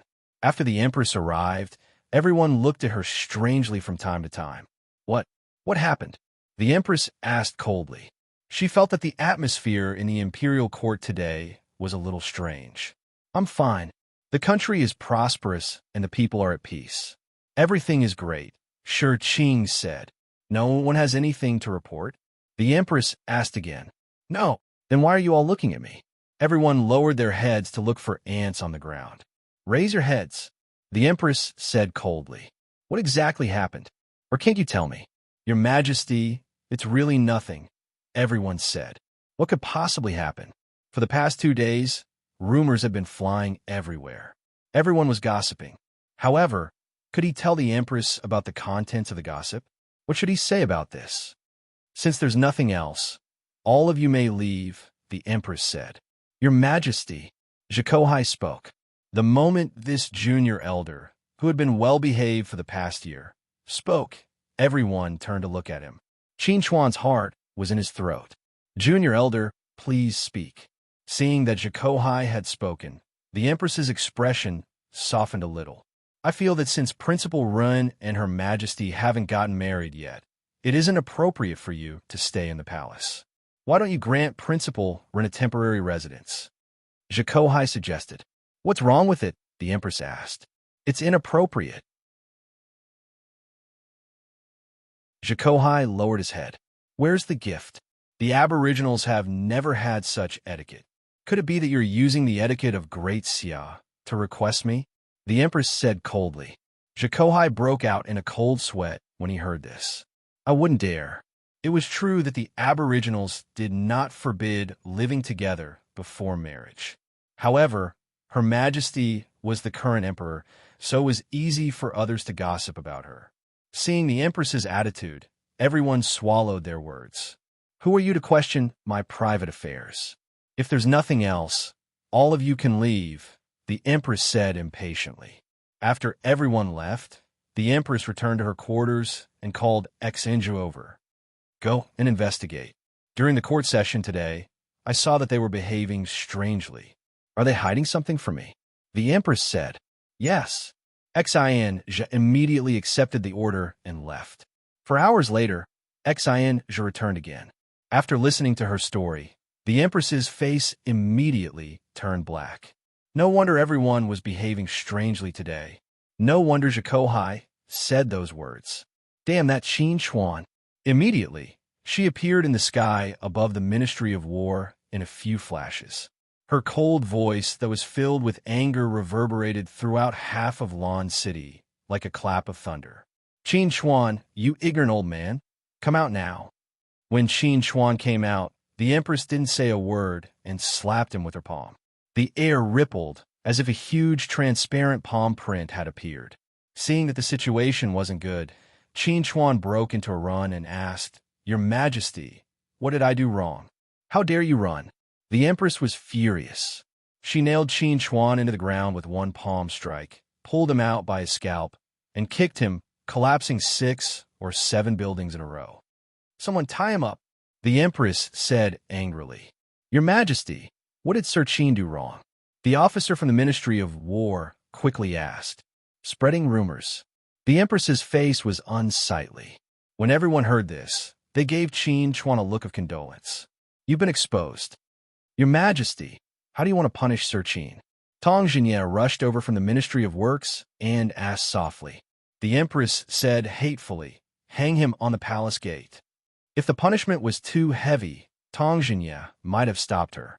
However, after hearing this punishment, he immediately went to take pleasure in Qin Chuan's misfortune and personally tied him up. While tying him up, he said, "Sir Qin, this mouth of yours serves you right. You even dare to talk about Her Majesty's private affairs. You are too daring. Who asked you to watch your mouth? Hang him on the city gate for 3 to 5 days, 10 to 15 days, and wake up." Qin Chuan glared at Tong Jinye with a bloody nose and swollen face. The Empress's face turned black again. Just now, she said that Qin Chuan spread rumors, but when it came to Tong Jinye, it became his private affairs. Those who didn't know better would think that what Qin Chuan said was true, and she flew into a rage out of humiliation. After kicking Qin Chuan to the wall, the Empress said fiercely, "Someone, hang Qin Chuan on the palace gate. No one is allowed to let him down unless I say so." After finishing her sentence, she stomped her feet and disappeared. She still felt angry when she returned to the palace. No matter who it was, they wouldn't be in a good mood after being criticized for no reason. Furthermore, Qin Chuan was a blabbermouth that spread everywhere. Not long after, Renbaqian returned to the palace after school.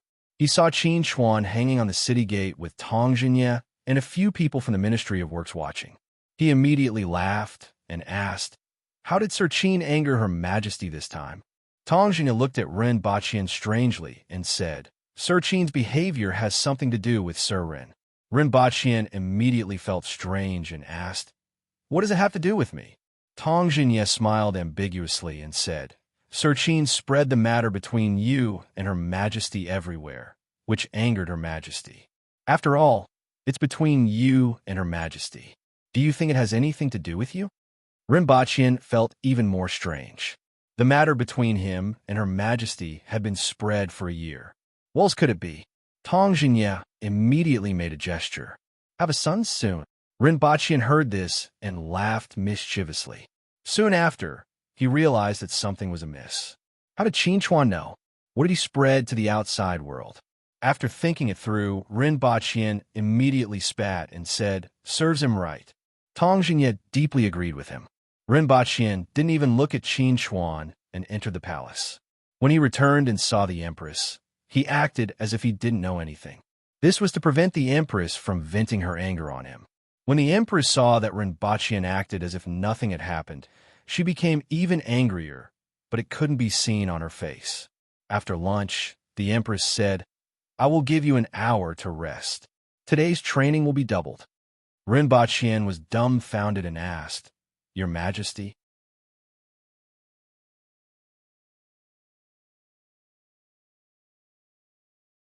Chapter 615. A few days after the New Year, a group of hundreds of carriages and horses arrived at Lan City under the escort of soldiers. From afar, they saw Zhang Junzheng and a few others waiting at the city gate. This group of people were mostly burly men, ranging in age from 17 to 70 years old. All of them looked tired. Although they had arrived at their destination, they didn't look excited. Instead, they felt uneasy. "Second uncle, it must have been hard on you for the long journey." Zhang Junzheng brought Zhang Heqi and Zhang Heju to greet them. A white-haired, exhausted old man came down from the carriage. This group of people were the craftsmen of the Zhang family. Many of them were well-known figures in the manufacturing industry. After Zhang Junzheng lost the bet, they received a letter and discussed it before heading to Lan City. After traveling through many places, they finally arrived after a month. The old man didn't answer. He first looked up at Lan City, which was close at hand, and then said, "Let's talk after entering the city." He turned to a burly man riding on a four-corn cow and said, "Thank you for escorting us all the way. Someone bring the things here." As he spoke, someone brought over a plate of silver ingots. "Thank you for your hard work these days. This is a small token of my appreciation. Please have a drink." The old man smiled. The burly man looked at the plate of silver ingots and waved his hand to let someone take it. "It was the Protector General who ordered us to escort you. Otherwise, I'm afraid you wouldn't have reached Lan City." After saying that, he ignored the group of people and left with them. After a while, Zhang Junzheng brought everyone to a house that had been prepared beforehand. Then, the old man brought 6 or 7 people to sit with Zhang Junzheng in a house.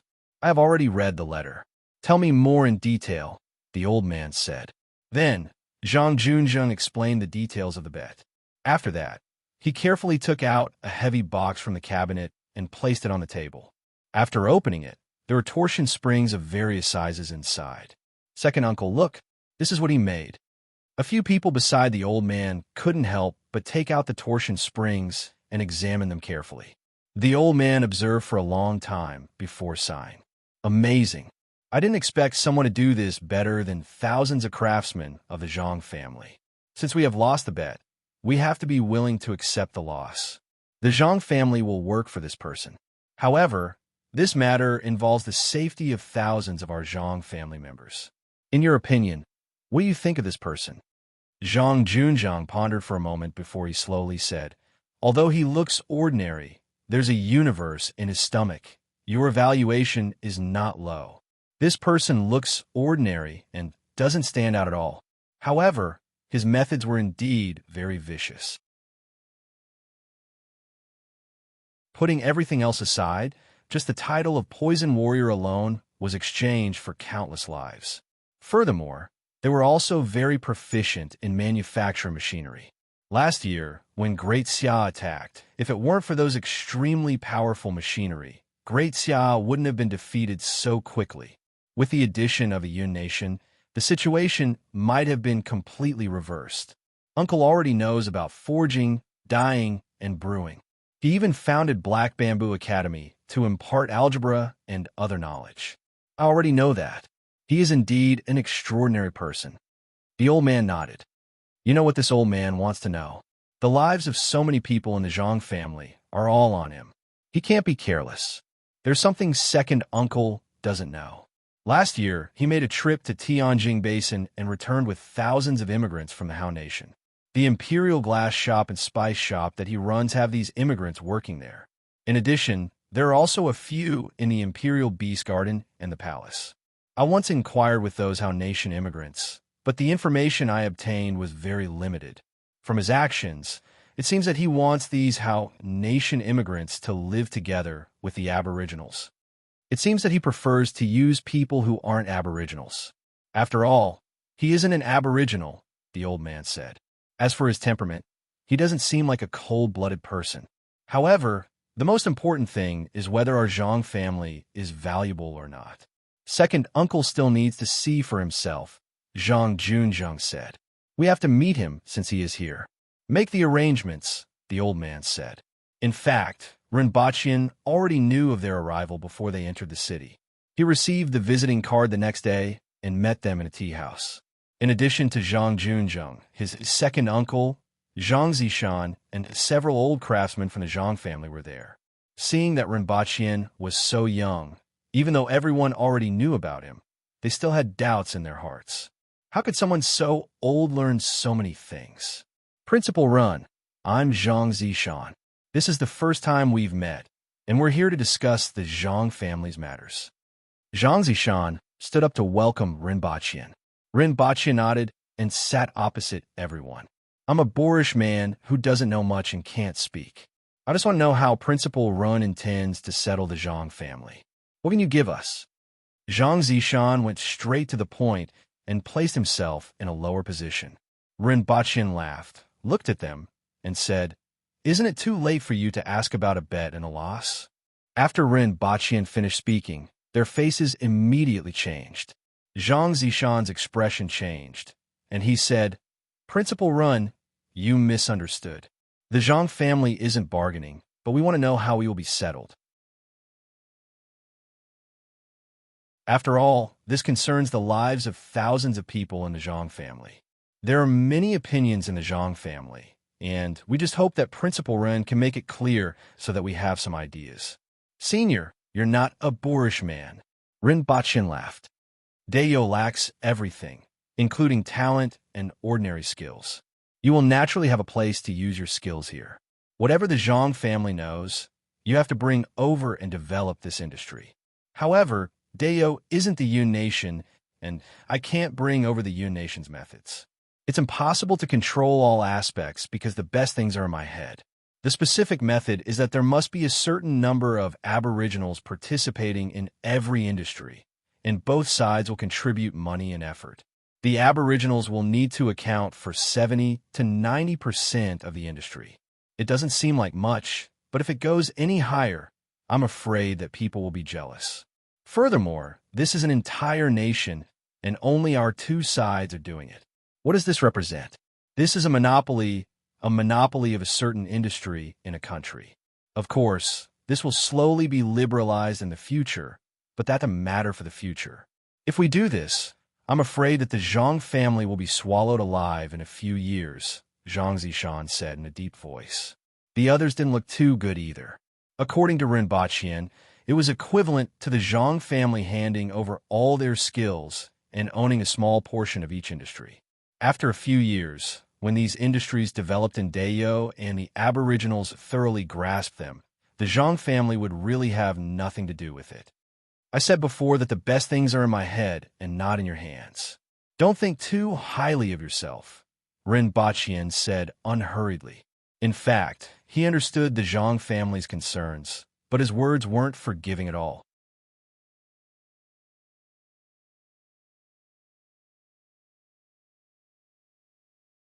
Chapter 616. Weaving, Water Conservancy, Planting, Processing, even if it's farming equipment. What do you have to show me? Ren Baqin thought for a while and said to Shirhu, "Go to my room and bring me the brown wooden box under my bed." Shirhu then left in a hurry. After that, the room fell into silence. Ren Baqin calmly waited there. It would be a waste of his breath to speak now, and these people wouldn't shed tears until they saw their coffins.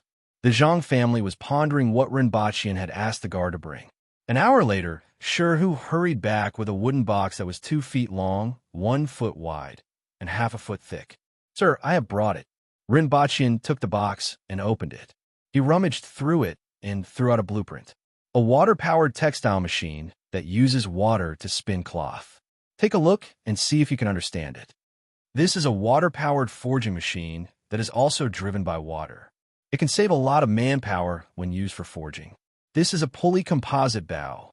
A strong bow with 100 kilograms of force can be drawn with 20 kilograms of force. I don't need to explain its function. As soon as Ren Baqin finished speaking, the person who was still studying the blueprint immediately snatched the composite bow blueprint from his hand. After looking at it for a while, everyone started to be surprised. So that's how it is. Using pulleys here can reduce the force. In fact, this world had already discovered the function of pulleys. This simple physics was something that everyone knew in any world, but the problem was understanding it.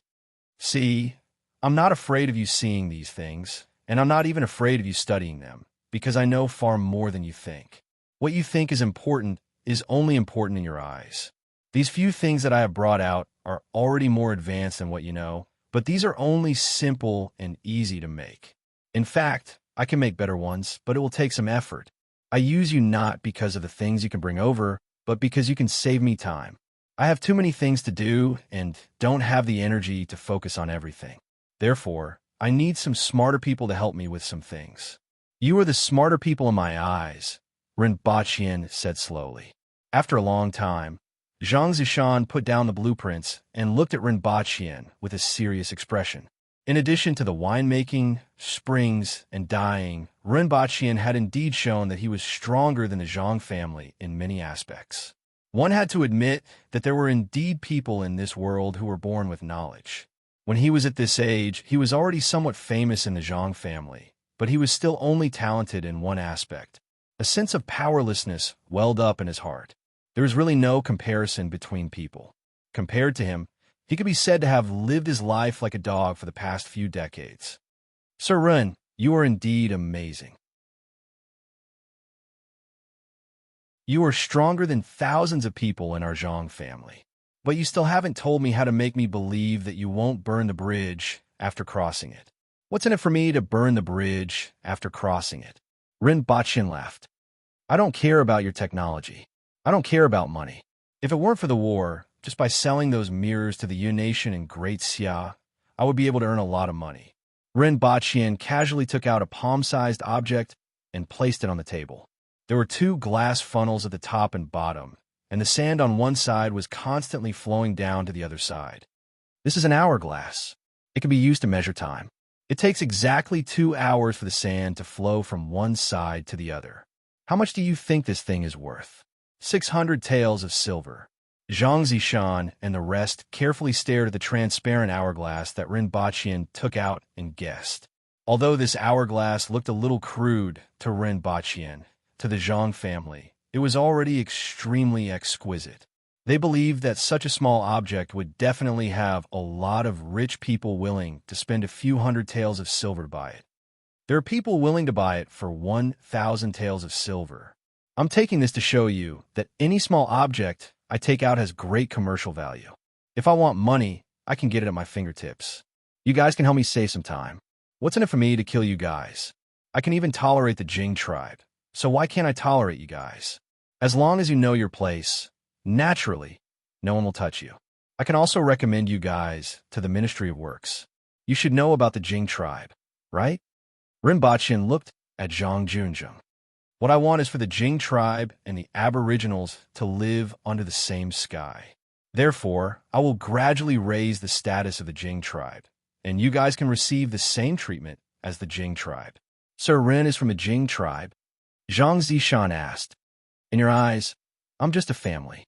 Don't use your thoughts to guess what I'm thinking. Rinpochian shook his head. His words were full of condescension. I'm looking at the future of this world. The Zhang family indeed didn't know what Rinpochian was thinking, but his tone made them feel as if he was standing in the clouds and looking down at them. He was simply an arrogant lunatic. Did he think he was a god? Your Zhang family has already sent over the name list, yet you're asking about this now. You don't dare to advance or retreat, and you're in a dilemma.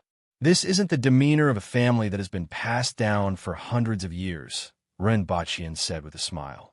Zhang Zishan didn't look good, even though what Rinpochian said was true. However, he really couldn't do anything about it. After all, the lives of the thousands of people in the Zhang family were at stake, and he had to be careful. Even now, the Zhang family was still quarreling incessantly. I'll give you another promise. The Zhang family can choose one industry or technology as its core and establish itself. Rinpochian smiled.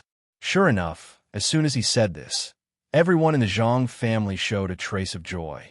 Rinpochian sighed in his heart. The thinking of the people in this era was limited, and no matter what family it was inevitable. They didn't think about the industry they chose. If they mastered more advanced technology, the entire Zhang family could collapse at any time. In fact, the Zhang family might have understood this, but they still chose to do so. They needed to hold on to something tightly, as if this would make them feel that their lives were in their hands. Sir Run, there's no need for this, Zhang Junzheng suddenly said. Everyone in the Zhang family immediately turned their heads and glared at him, looking puzzled. Junzheng, since when can you make decisions for the Zhang family? Zhang Zishan shouted. Second uncle, I'll tell you later. Zhang Junzheng shook his head slightly and cupped his hands toward Rinpochian. Sir Run, this time we're petty. The Zhang family is willing to believe in your sincerity. With your status, you naturally wouldn't lie to us. I only hope that you'll be generous with your teachings in the future. Rinpoche smiled. There was finally someone in the Zhang family who understood. The Zhang family can look for me after you've thought it through. Seeing that the others were still puzzled, Rinpoche got up and left with his guards. After Rinpoche left, the Zhang family had a dispute in the restaurant. In the end, Zhang Junzheng still managed to convince everyone. The next day, he found Rinpoche, and the Zhang family completely submitted to him. Of course, they were nominally under the Empress. Since then, Rinpoche had a large number of skilled craftsmen under him. The first thing Rinpoche did after the Zhang family submitted to him was to mobilize some Baihu from Tianjin Basin and head to the Yun Nation with his subordinates. With the power that the Zhang family had developed in the Yun Nation for hundreds of years as spies, these Baihu could easily infiltrate the major cities of the Yun Nation.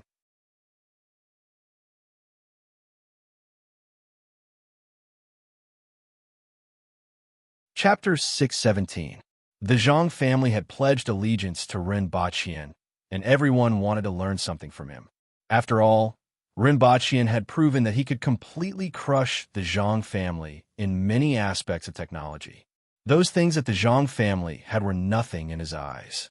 Even though the Zhang family had such intentions, the blueprint that Rinpoche gave them still gave them a fright.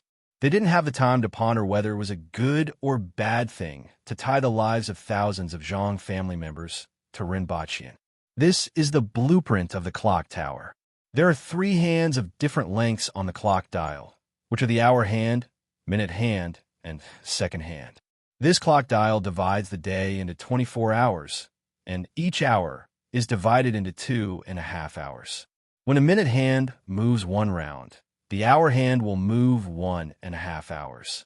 2 round will be 2 hours. When a second hand moves 1 round, the minute hand will move 1 small space.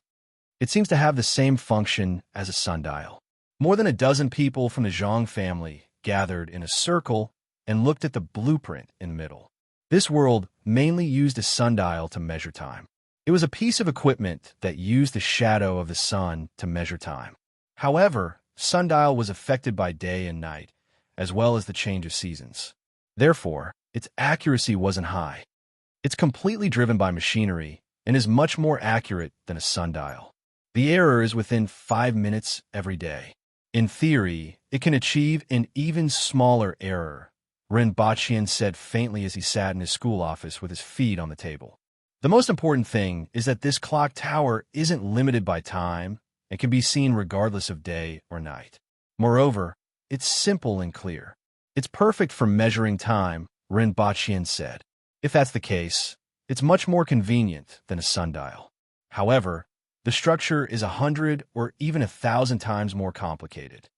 How is this made? What's the use of this mechanism? Why is there a lock here? Soon, everyone couldn't be bothered with Rinpoche anymore as they discussed in low voices. It's written here as an escape mechanism. As the name suggests, it's an escape mechanism. We have to see how it is made. Never heard of it. What's the one below? Most of the people from the Zhang family who came this time were craftsmen, and they were very enthusiastic about this new thing. This is the most important structure of the clock tower. We already have all the blueprints, so it shouldn't be difficult for us to deduce what we don't understand. I hope you can figure it out as soon as possible. This clock tower is more than 60 meters tall and will become a landmark in Lan City. Everyone who comes to Lan City will see this clock tower as soon as they see it. The name of the Zhang family will also be known and remembered by everyone.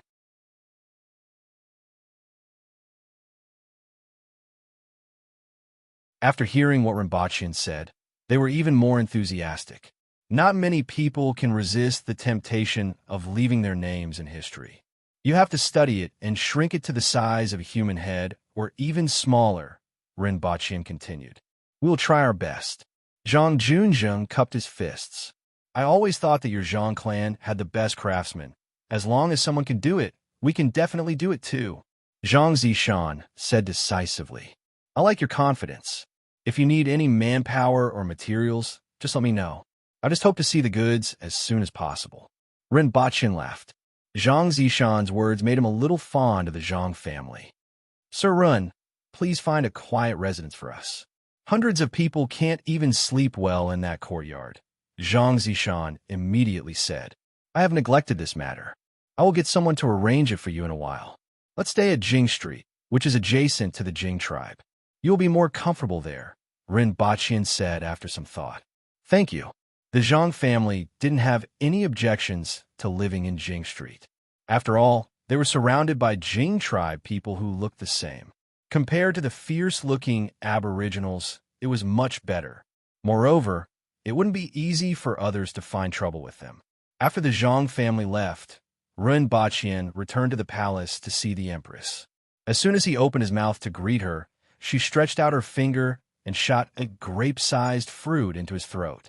This time, the purplish-green fruit is very sweet, the Empress said with satisfaction. Cough, cough, cough, cough, cough, cough, cough, cough, cough, cough, cough. Ren Baqian felt like he was suffocating. That grape was directly stuck in his windpipe. Seeing that his situation wasn't good, the Empress flashed and slapped his back. The grape was spat out again, hit the ground, and bounced up to hit Qing Yuan in the eye. Ouch! Qing Yuan was also shocked. Cough, cough, Your Majesty. This purplish-green fruit of yours is indeed not something that ordinary people can enjoy. Ren Baqian's face turned red. When he finally calmed down, he looked at the fruit on the plate held by Listen's cub, Golden Retriever, and felt guilty. He had almost choked to death by such an inconspicuous fruit just now. A few days ago, the Empress gave Listen's cub a few names. They were Dove, Ferrero, and Ergotu. Ren Baqian also gave it a name, Jingang, and finally made a compromise with Golden Retriever, Ungrateful. The Empress snorted softly and floated back to the couch, ignoring him. Ren Baqian stood in place and touched his neck before stepping forward and saying, Your Majesty, I have just given the clock tower blueprint to the Zhang family. When the time comes, we will be able to build a lighthouse in the center of Lan City that everyone can see when they look up. The Empress had always been interested in such topics. She quickly forgot that she almost tortured Ren Baqian to death with a fruit and began to excitedly discuss where to build the lighthouse. The Empress's idea was to build it in the square in front of the palace, but Ren Baqian felt that it wasn't appropriate. The lighthouse in the plan was about 60 meters tall, and it could be said to have a panoramic view of the palace from there. It wasn't suitable to be too close to the palace. The Empress thought about it and felt that what Ren Baqian said made sense.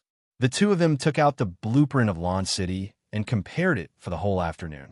At first, they planned to tear down a small area near Jingyang Street and make a turntable square with a lighthouse in the middle.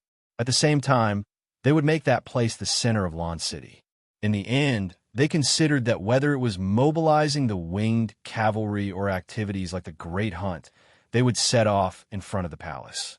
Such a turntable square would affect the roads, so they finally changed it to a location between Beihang District and Julian District. After deciding on the location, Ren Baqian began to think about the feasibility of speculating on the land nearby. As an Earthling, he subconsciously felt that the value of the land would definitely rise. However, after thinking about it carefully, he gave up on this idea. Most of his actions were on behalf of the Empress, and it wasn't a good thing for the imperial family to compete with the commoners in this aspect. Furthermore, Ren Baqian and the Empress had a more ambitious idea. After conquering the Yun nation, they would build a modern new city next to Lan City. It would be a new city that was more complete in terms of drainage, pipes, electric wires, layout, public facilities, and toilets. Even though Lan City was the imperial capital, there were too many disadvantages in this era. Just the fact that people could urinate and defecate anywhere was enough to give people a headache. From Great Elder Shi Qing to the peddlers and pawns, no one cared about this matter. Even though they had recently begun to control this aspect, especially the matter of the mounts excreting in the city, it was still difficult to stop. On one hand, no one cared about it, so it was naturally difficult to implement. On the other hand, especially in Lan City, there wasn't even a single public toilet on a few streets. How could people suffocate to death? Therefore, the value of the Yun nation was great. The Yun nation contained too much of Rinpoche and the Empress's expectations.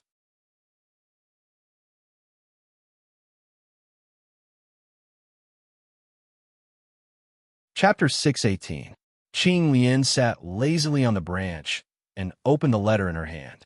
A line of words came into her eyes. Do you want fame, wealth, and status? Do you want to know the mysteries of this world? If you want, I can give them to you. Go and find them. I put everything there. How arrogant. Qing Lian snorted coldly, then continued to read the entire content. She gently swung the branch, carefully folded the letter into a paper airplane, and threw it into the distance. A person jumped up from under the tree and caught the paper airplane in his hand. Your habit of throwing things around is not good. How about it? What do you think? You're either an egomaniac or a big liar. Qing Lian said disdainfully. I know you've suffered a little, but don't let this blind you. Su Qing said with a smile under the tree. Hearing this, Qing Lian's face immediately turned livid. At that time, she just wanted to watch a good show, but she didn't expect that kind of encounter. If she could do it all over again, she would choose to leave the imperial capital far away and never stay for a moment. Sword come, Qing Lian shouted softly, and a green light descended from the sky. Then, like a flying immortal, it stabbed towards Su Qing from head to toe. You can't blame me for this. Forget it. I won't mention it in the future. Su Qing quickly dodged, only to see that there was a bottomless hole where he was originally. If you mention it again, don't blame me for opening a hole above and below for you. Qing Lian sneered. Su Qing's face was serious. I always feel that you seem to have said something extraordinary. Get lost, but you'd better not underestimate him. This person is not simple, and I can't figure him out. Su Qing changed the topic again. He said those words at Qi Zixiao's birthday celebration. It's been almost 3 months now, and he suddenly showed it to me. What exactly is his intention? Aren't you interested? Su Qing raised the letter in his hand with a surprised look. Qing Lian obviously liked to join in on the fun. It was said that there was a treasure map left behind by a master. She chased after it for 2 years and fought several bloody battles before she finally snatched the underwear left behind by that master. 1,200 pieces. Do you think I'm a fool? Only a fool would look for it. It's impossible to gather them all. Qing Lian said disdainfully. Cough, cough. Su Qing coughed awkwardly. You sent someone to look for him? Qing Lian re-examined Su Qing. She didn't realize that he was so stupid before. You don't have to gather 1,200 pieces to find the address. What do you want me to do? You look like you're constipated, Qing Lian said with a frown. I wanted to go to Lan City and look for someone. Su Qing finally said something. Who? Qing Lian asked. Ning Kai-chin is a sword master just like you.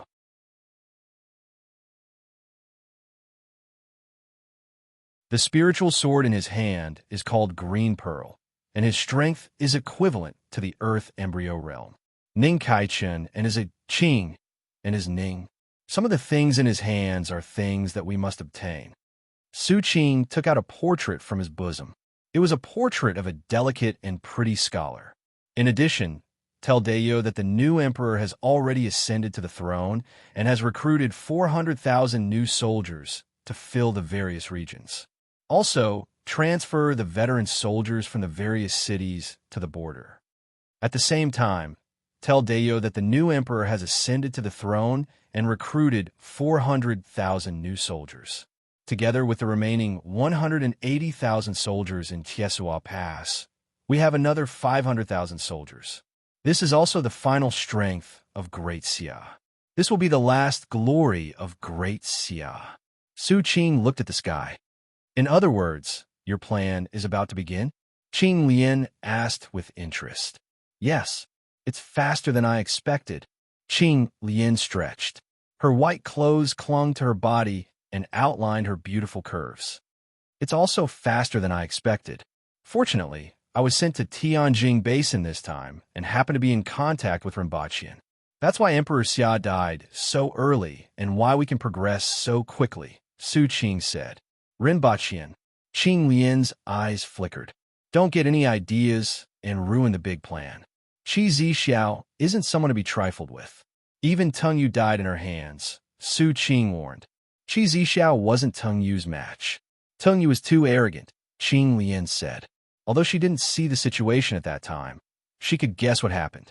Teng Yu is cunning and unscrupulous. Logically speaking, he shouldn't be easy to deal with, but he didn't cause much damage to the aboriginals before his death. She naturally didn't expect that Teng Yu didn't even know where his spear went before his death. Otherwise, it might have caused some trouble. I'll pack up and set off tomorrow, Qing Lian said. She turned around, and an inexplicable glint appeared in her eyes again. Rinpochian. It was better to offend a villain than a woman. As soon as Rinpochian came out of Jing Street, he heard a delicate voice from the roadside. Sir Run, do you want to come over? This voice gave Rinpochian the impression that it was saying, Sir, come and play. In particular, that delicate voice was full of charm and charm. Most people wouldn't be indifferent to it. Rinpochian turned his head and saw a seductive woman leaning against the door of a shop and smiling at him. The woman was dressed in purple. Her hair was tied up at the back, and the hair on the sides and side of her face was loose, covering half of her face. The area around her eyes was painted pink, making her look long and charming. Her red lips were like a raging fire that could burn into one's heart. Ning Kaichen. Rinpochian looked at her. He hadn't seen her for 2 months, and she had become even more enchanting. He looked at the sign of the shop that Ning Kaichen was leaning against. There were 2 words on it, home, and a big wine beside it. Ning Kaichen opened this wine shop after living in seclusion in Jing Street for 2 months. With her strength, those who could beat her wouldn't care about her. Ordinary people couldn't beat her, so there wouldn't be any trouble. Coupled with her enchanting appearance, most people wouldn't find trouble with her. Not only that, but her wine shop's business was also good.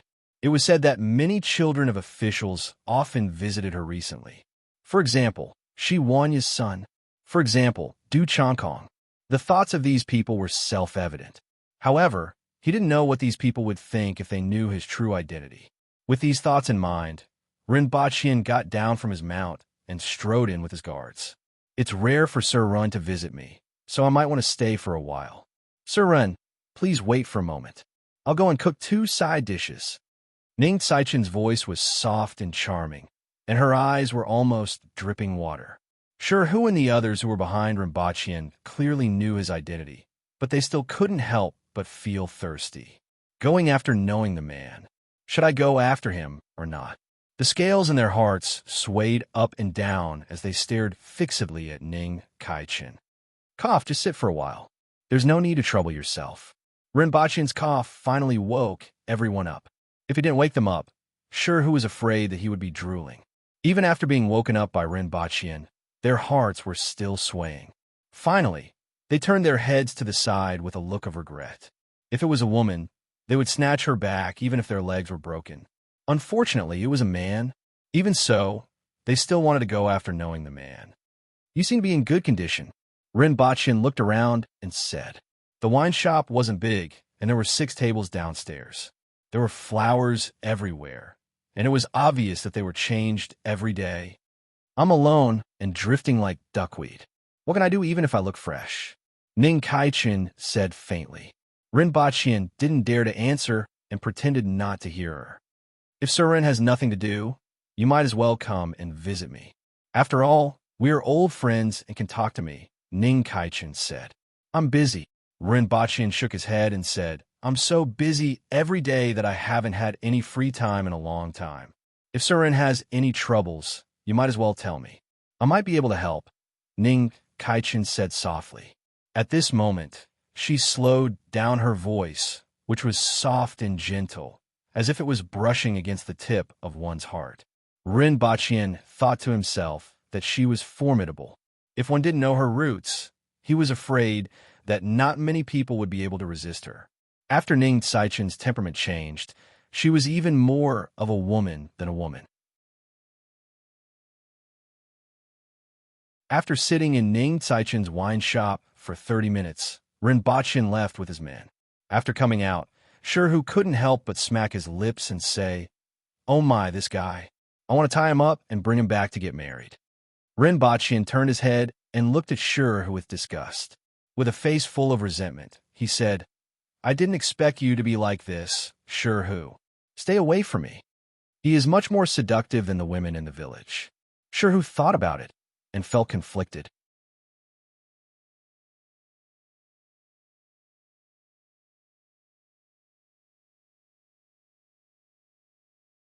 Chapter 619. The new year had just passed, and a few major events that were very important to the people of Lan City happened before and after the Lantern Festival. First, there were hundreds of 6-meter-tall elephants that headed north from Tianjing Basin and arrived at the south gate of Lan City. After confiscating the 6 doors' secret manuals, Shi Wanya used a few months to finally subdue this batch of elephant soldiers. Hundreds of behemoths that were 6 meters tall, 11 meters long, and weighed 12 to 13 tons walked on the road. They were like small moving buildings, giving people the feeling that they had returned to the ancient times, when countless wild beasts ran amok. The aboriginals that they encountered along the way had no choice but to avoid the elephant soldiers. No matter what stood in their way, it would eventually be flattened and trampled into mud. As they moved forward, even the ground was shaking. The tremors could be felt from dozens of kilometers away. Many people even thought that an earth dragon had turned over, but later discovered that it was actually a group of behemoths. Many people in Lan City tried to find out what was going on. Finally, news came from the city gate, and many people immediately ran out of the city to watch. After receiving the news, the Empress brought the court officials out of the city to watch. In fact, she had received the news the night before, and there was even a conversation at that time. "Your Majesty, those elephant soldiers will arrive in Lan City tomorrow." After receiving the news, Rinpoche returned to the palace in high spirits and reported to the Empress. "Oh," the Empress responded and understood. "Those are hundreds of elephant soldiers, which are like tanks on a battlefield. Protector General, she spent a lot of effort to subdue them, and they will be very useful in the war with the Yun nation. Your Majesty, can you at least give us a reaction?" Rinpoche was speechless when he saw the Empress's reaction. "Oh," the Empress responded. After a while, she looked up and said, "Those things, what else do you want me to do?" Her eyes were full of doubt. It was as if they weren't elephant soldiers, but a group of pigs. They're just a group of pigs. What else do you want me to do? At that time, Rinpoche only had this thought in his mind. "Your Majesty, although in your eyes, these elephant soldiers aren't very strong, and your Majesty alone can clean them up in a short period of time. Even the winged cavalry can kill them all in a short period of time. However, on the battlefield of the Yun nation, these elephant soldiers could be used to charge and break through enemy lines or to attack cities and plunder land. These giant elephants had extremely tough skin, huge bodies, and strength. They were extremely lethal to ordinary soldiers and were a great deterrent. It was very difficult for ordinary people to remain indifferent to such behemoths."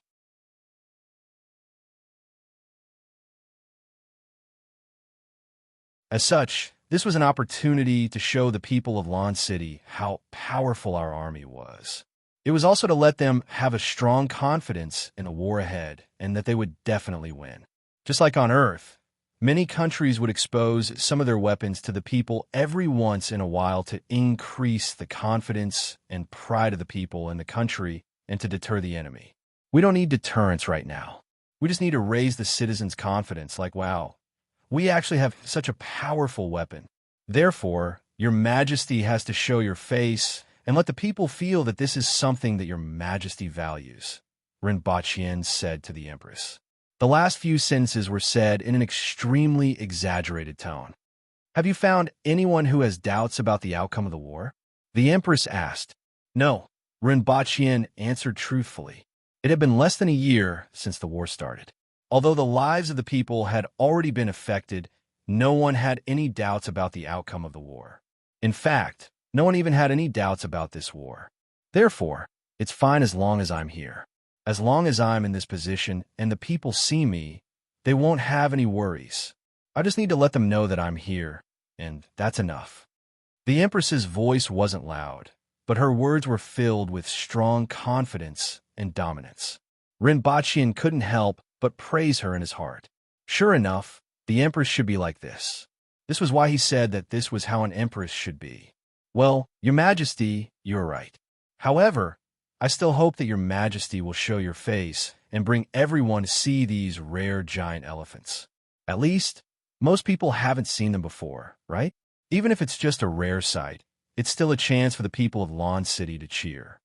Rinpochian still hoped that the Empress would show her face outside the city tomorrow.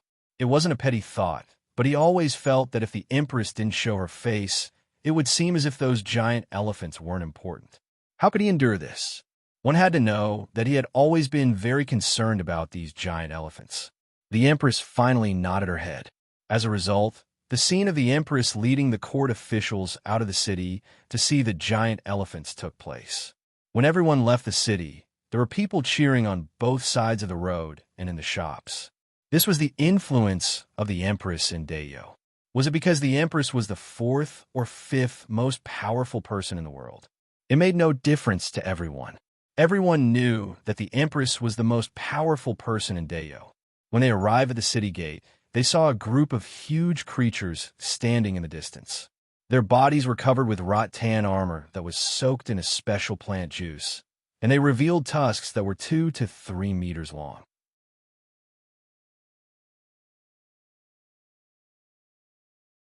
Even though they were far away, they could still feel their enormous size and the intimidating aura of the herd of over 100 giant elephants.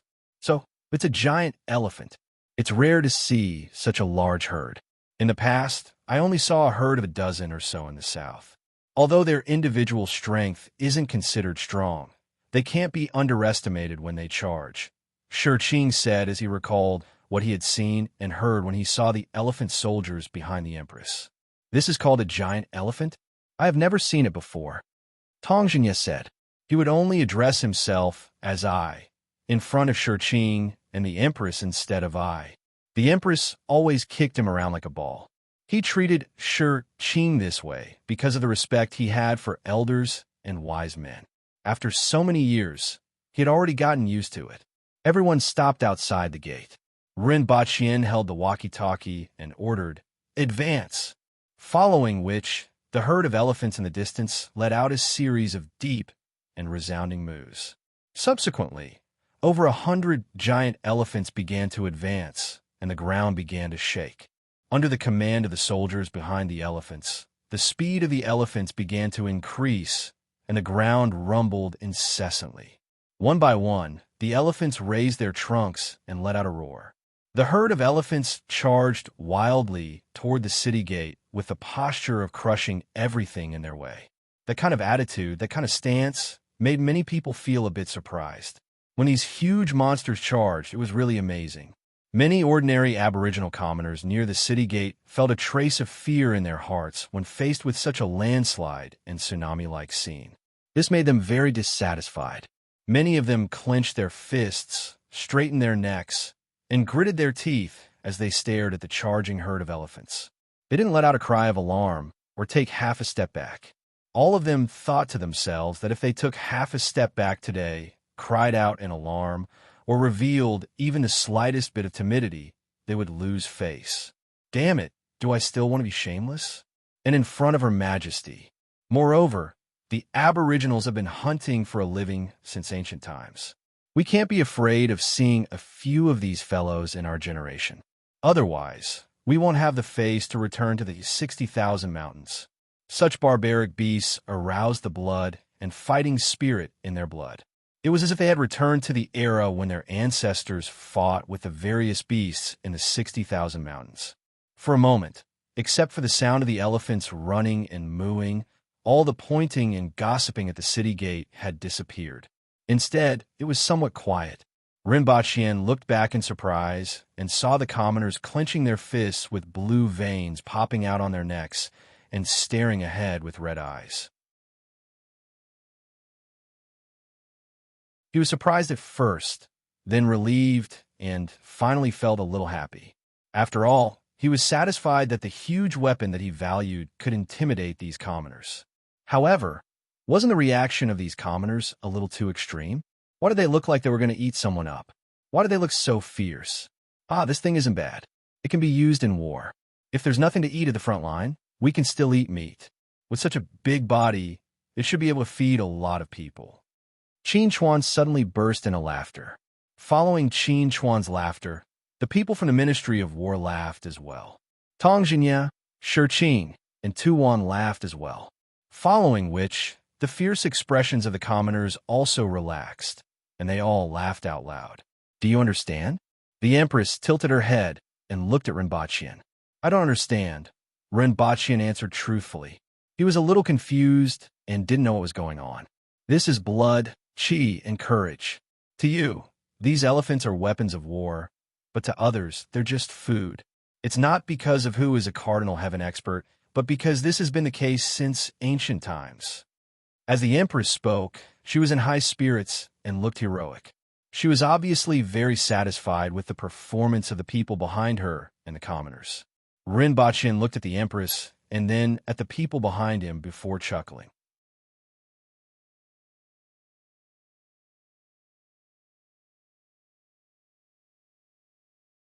Chapter 620. After persuading the Empress to go out of the city to view a batch of elephant soldiers, Rinpoche was taught a lesson.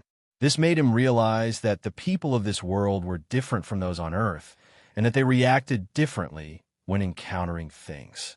Subsequently, these elephant soldiers were sent to the Yun Nation to test how much power they could exert on the battlefield. After the elephant soldiers left, it was time for the lantern-grabbing contest. Previously, Rinpoche was coerced by the Empress into participating in the contest. Then, he shook his head and won a bunch of shoes. This time, he accompanied the Empress and watched from the sidelines.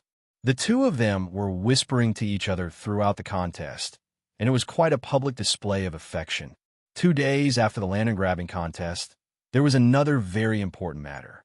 The troops that were transporting the spoils of war and captives from the Yun Nation finally arrived. There were close to 100,000 captives, 300 carriages filled with gold, silver, jade, and gemstones, and nearly 1,000 ox carts filled with salt. Originally, there were slightly more than 100,000 captives, but thousands of them died during the month-long journey because they wanted to escape, were beheaded in public, or were injured and died due to other reasons. In the end, only 96,400 captives arrived. The number reported was a round number of 96,400. In reality, it could be a little more than that. As they couldn't place too much hope on the statistical ability of the Aboriginal militia, who were originally made up of ordinary people, the militia who were transporting the goods had easily omitted the numbers after the 1,000 digits. As for the missing dozens of captives at this level, they didn't have much of a concept in their minds. This procession, which was made up of the militia, spoils of war, and captives, stretched for hundreds of kilometers. The ox carts that were transporting the spoils of war arrived outside Lan City at noon, and the end of the procession would only arrive at noon on the third day. Naturally, it was impossible to send all 100,000 captives into Lan City for the Empress, the officials, and the commoners to view. Logically speaking, a group of captives with the highest status should be selected and paraded through the streets of the city. This was the so-called prisoner offering. For example, the warlords of the dozens of cities that had been breached and the military generals that had been captured. Unfortunately, Zidonglai did not have such a thought in his mind. He had a great time killing. Almost all the castellans and officials in dozens of cities were killed by him. The squires who wanted to resist were also killed. The obedient squires and some low-level officials were left in the original city to maintain order. In the end, after picking and choosing from this batch of captives, the ones with the highest status were actually only a few lieutenants of the city lord's army and a sect leader of a small sect. There were also a few wealthy merchants who were sent into the city as captives, and they really couldn't be considered anything special. When the burly and energetic militia escorted hundreds of carriages filled with spoils of war into the city, the entire Lan City was in an uproar. Both sides of Jingyang Street were filled with people who had heard the news. Even the shops on both sides of the street and the open windows on the second floor were filled with people. When they saw the queue, they immediately cheered. The militiamen looked at the crowds on both sides and heard the cheers from both sides, and they all looked excited. Seeing this scene, they felt that it was all worth it. Furthermore, they also understood that they were receiving cheers that should have belonged to the soldiers of the Protectorate of the Northeast. The ox cart at the front was pulling stacked boxes. The heavy ox cart squeaked as it moved along the stone road. Even if the boxes weren't opened, the onlookers could imagine what was in the boxes. Images of the boxes filled with gold, silver, and other valuables popped up in their minds. The reality was just as they thought. More than 100 carriages at the front were filled with gold and silver. Excluding the boxes, each carriage carried 600 kilograms of gold and silver. The 100 carriages contained 60,000 kilograms of gold and silver. Most of it was silver, and a small amount of it was gold. The total value was equivalent to millions of taels of silver. However, there were also some jewels and ornaments that were worth more than twice as much. Behind these 100 carriages were 200 carriages filled with gold and silver utensils, calligraphy, paintings, and other valuable-looking objects. When the cloth covering the carriages was removed, the dazzling gold underneath was revealed. Many items were piled up in a messy manner, giving off a feeling that they were of great value. It took 2 hours for the 200 carriages to pass through the crowd. During this time, the cheers were even louder than before. After passing through the crowd, there were more than 10 haggard-looking captives with their hands tied up and their clothes in rags. All of them lowered their heads and dragged their weak bodies as they staggered forward. Compared to the tall, strong, and fierce-looking aboriginal commoners that crowded both sides of the road, they were like shivering quails. Who are they? At this moment, the commoners stopped cheering. All of them stared at this group of captives and asked around. They seemed to be captives. Beat them to death. Someone immediately shouted, "Beat them to death, my ass. They are to be presented to Her Majesty." Are you going to present them to Her Majesty after they are beaten to death? Someone at the side scolded angrily. Oh, that's fine too. That person immediately replied excitedly. It was worth it to be able to take this opportunity to see Her Majesty. It's impossible to present them to Her Majesty. Not in this lifetime. Instead, they will be brought back and given 30 lashes. Don't worry, we will be very gentle. The public order officer, who was standing at the side, immediately said sinisterly. At the thought of the public order officer's barbed whips, everyone immediately shriveled up. The aboriginals were valiant, and there weren't many commoners in Lawn City who hadn't been whipped before. Many of them had been sent to the palace twice, thrice, or even more. 3 lashes from that kind of whip would cause one to be bedridden for several days. After 30 lashes, one would lose his life. At this moment, Rinpoche was wearing an official's robe and standing above the imperial city gate with the Empress and the others. The square in front of the palace below was filled with carriages arriving one after another. "Greetings, Your Majesty. Your Majesty is mighty." The militia below immediately cheered when they saw the Empress appear at the top of the city wall. These people couldn't think of anything like, "Your Majesty is skilled in both literature and martial arts, and will benefit the common people for thousands of years. You will rule the world for thousands of years." In the end, they could only shout, "Your Majesty is mighty." However, the atmosphere was extremely enthusiastic. These militias came from other cities, and 99% of them had never seen the Empress before. At this moment, they were all excited to see her. This trip was really worth it. "Well done," the Empress said faintly from the top of the city wall. Her voice was flat, but her voice spread throughout the city. "Thank you, Your Majesty." These plain words made these people feel as if they had received the greatest reward. Present, following a shout, everyone opened the boxes on the carriages, and the carriages immediately reflected the dazzling gold and silver light. Tu Wan and the other people from the Ministry of Revenue were elated. 300 carriages of gold and silver were worth at least a few million taels of silver. This batch of gold and silver would be replenished to the national treasury, and the financial situation would finally be a little better. Tong Jingye, Qin Chuan, and the others also looked happy as they touched the slips of paper in their arms. The slips of paper were filled with the areas that their departments needed to spend money on.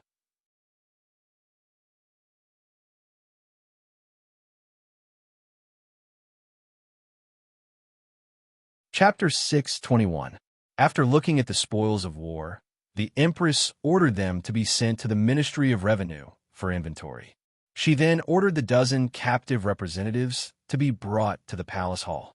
A moment later, more than a dozen shabbily dressed captives were brought into the palace hall while trembling under the gaze of a group of Cardinal Heaven experts. They weren't asked to kneel, as Dayo didn't have this habit.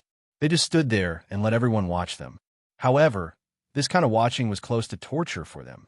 Thinking about a dozen rabbits being watched by dozens of lions with sesame, cumin, salt, pots, bowls, ladles, and barbecue grills, this was probably how they felt at that time. The Empress sat on the throne and tapped her chin with one hand, feeling bored. She wasn't interested in such captives. "What do you do in a nation?" the Empress asked after a while. Then there was silence. "Are all of you mute?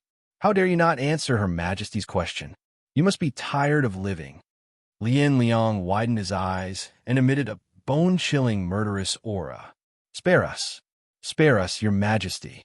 The dozen captives immediately became paralyzed. They had suffered a lot along the way and were already exhausted. They were even more terrified when they were brought to the center of the palace hall. Now that they were frightened by Lien Liang, they immediately became paralyzed. Some of them immediately wet their pants, causing everyone to frown. "Forget it. Take them away." The Empress waved her hands in boredom and ordered people to take them away. This was considered a formality for the captives to be sacrificed. "These habits of Great Xia are really boring," the Empress said after the captives were taken away. This practice of sacrificing captives was naturally learned from Great Xia. This was the Empress's first time experiencing it, and she was very disappointed to see a few shabbily dressed ants trembling in front of her. It was very boring and uninteresting. "Your Majesty, these captives are indeed of no value. If we capture the Emperor and Prime Minister of the nation next time, we can bring them here so that you can ask them what they think," Ren Baqian said after a few people were taken away. "Oh, that makes sense." The Empress nodded. If the high-ranking officials of the nation were to be sacrificed, she could meet them. "That's right. There's really no need for these people to be sacrificed. I don't know which bastard arranged for these people to be shameful to Your Majesty. I'm afraid he's not very smart," Tong Jinye said disdainfully. Qin Chuan glared at him furiously. The others were all looking forward to watching a good show. In any case, the two of them had been fighting for so many years that everyone was already used to it. "That's all for now. All of you may leave," the Empress said faintly. "Your Majesty, I have one more thing to say."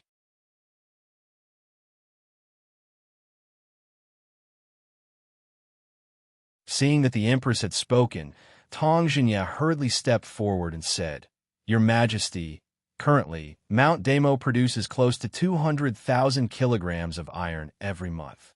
However, due to the insufficient transportation capacity, a large amount of iron ore has been piled up on Mount Damo. At the same time, the smelting furnace and forging workshop at 19 Rivers also needed to be expanded. Also, the salt wells didn't have enough manpower and needed to be expanded. In addition, there are areas that need to be repaired in the city walls and government offices." As he spoke, Tong Jinye took out a stack of paper with densely packed words written on it. Immediately, a guard took it and placed it on the desk in front of the Empress. "Your Majesty, the front line's rations are still 2 months short. Furthermore, the continuous battles over the past few months have greatly damaged their weapons. Many of the soldiers' weapons have already been used as iron plates. Also, the salary and rations of these auxiliary soldiers have not been decided yet. Even if we don't mention the monthly salary, His Majesty should still reward the auxiliary soldiers," Qin Chuan said. At this time, the two of them were surprisingly in sync.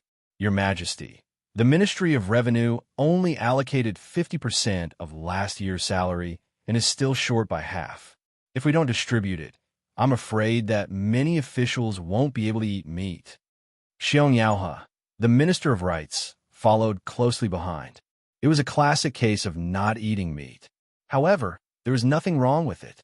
Your Majesty, currently, the Public Order Bureau, Juan, the Minister of Justice, immediately followed up with the Minister of Rights. The hall suddenly became like a market. A group of people stood below and shouted. Between the lines, there were only 3 words. Want money, want goods, want people. Your Majesty, you mustn't.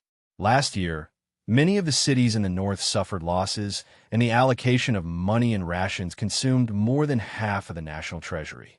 After that, many of the cities in the northeast were attacked by the Yuan nation, and we also need to allocate food to help the people there tide over the difficulties. If all the money is transferred, it will only barely be enough to help the people in the destroyed cities survive until the spring harvest. We absolutely won't have any extra resources for other purposes. Tuan stepped forward with an ashen face, and her voice immediately overwhelmed everyone. In fact, they still owed the rearguard commandery a few months' worth of rations. The Empress couldn't send hungry soldiers. However, seeing Tuan's surging aura and knocking everyone aside, Rinpochian was very rational and didn't say anything. His physique wasn't like that of Tong Jinya and the others. It didn't matter if they were hit, but if he was hit, he would be half dead. Well, the Baihu of the rearguard commandery were all rich people, so they shouldn't be short of rations and wouldn't starve to death for the time being. It was better to bring this matter up with the Empress later. All of you shut up. The Empress's face turned blue, and her hair began to flutter. Her aura was like a towering mountain, suppressing everyone. All of you step down. We will discuss this after an inventory. The Empress said coldly. Your Majesty, Tong Jinya was unwilling to give up and wanted to say something. Step down. A bright red, square brick smashed into Tong Jinya's head, and it was immediately smashed into pieces. The feel of this thing was excellent, and the Empress had always been very accurate when throwing it. Unfortunately, the significance of this brick was far greater than its lethality. To Tong Jinya, it was no different from a piece of tofu smashing into his head. The lethality was probably less than a piece of tofu smashing into an ordinary person's head. He just wanted to tell everyone that the Empress was in a bad mood and didn't want to talk to them. They were to quickly get lost, or else she would flip out. Seeing that the Empress was on the verge of losing her temper, everyone had no choice but to temporarily stop talking and step down. Rinpochian was the last to leave, half a step behind the Empress. Your Majesty, it's not worth getting angry over this matter. Rinpochian softly comforted the Empress from behind. Why should I be angry? The Empress, who was angry just now, turned her head and looked calm. It has been like this for so many years, and I'm already used to it. The Empress looked at him and said, I just find him noisy. Rinpochian didn't know whether to laugh or cry. It turned out that the Empress could also put on an act. In any case, they will quarrel when they don't have money, and they will quarrel even when they have a little bit of money. I think that after we conquer the Yuan nation and have money, they will stop quarreling, the Empress said. At that time, they will quarrel about other things, Rinpochian said after thinking about it. When they are hungry, they think about filling their stomachs. After filling their stomachs, they want to wear warm clothes. When they are full and warm, they will think about other things. The ancient said it well. One thinks about sex when one is full. The Empress kicked Rinpochian's calf, and he felt like he heard the sound of bones cracking. What do you think about sex when you are warm? The Empress looked at him coldly and asked. That's what the ancient said, not me. Rinpochian hugged his legs and jumped around in circles. Kick him if you want. He was innocent. Oof. The Empress snorted. Actually, this is fake. Everything in the world is just a facade. It's fake and not real.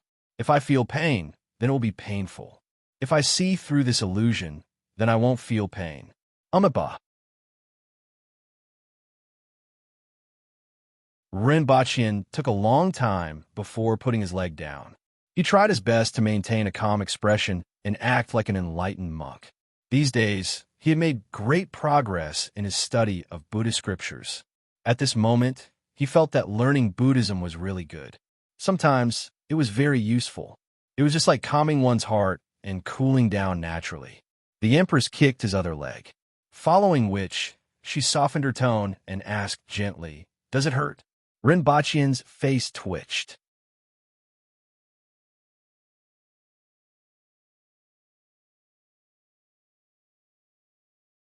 Chapter 622.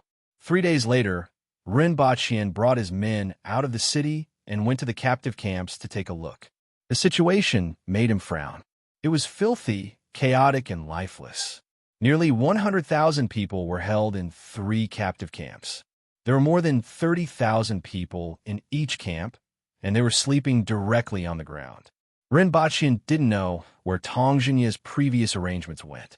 Other than a fence around the 3 captive camps, there was nothing else. Everyone in the captive camps was dirty, and their faces couldn't be seen clearly. It was as if they had rolled out of the mud, and it was unknown how long it had been since they last bathed. They probably hadn't bathed since they were captured. Occasionally, they would raise their faces, but their eyes were still full of fear. "Is this how you arranged these people?" Rinpoche furrowed his eyebrows. He saw that everyone was curled up in a pile here and there, and it was a complete mess. The most outrageous thing was that he actually saw 2 women among the crowd. It was easy to imagine how terrible it would be to have 2 women and a bunch of men huddled together. There was also defecation everywhere.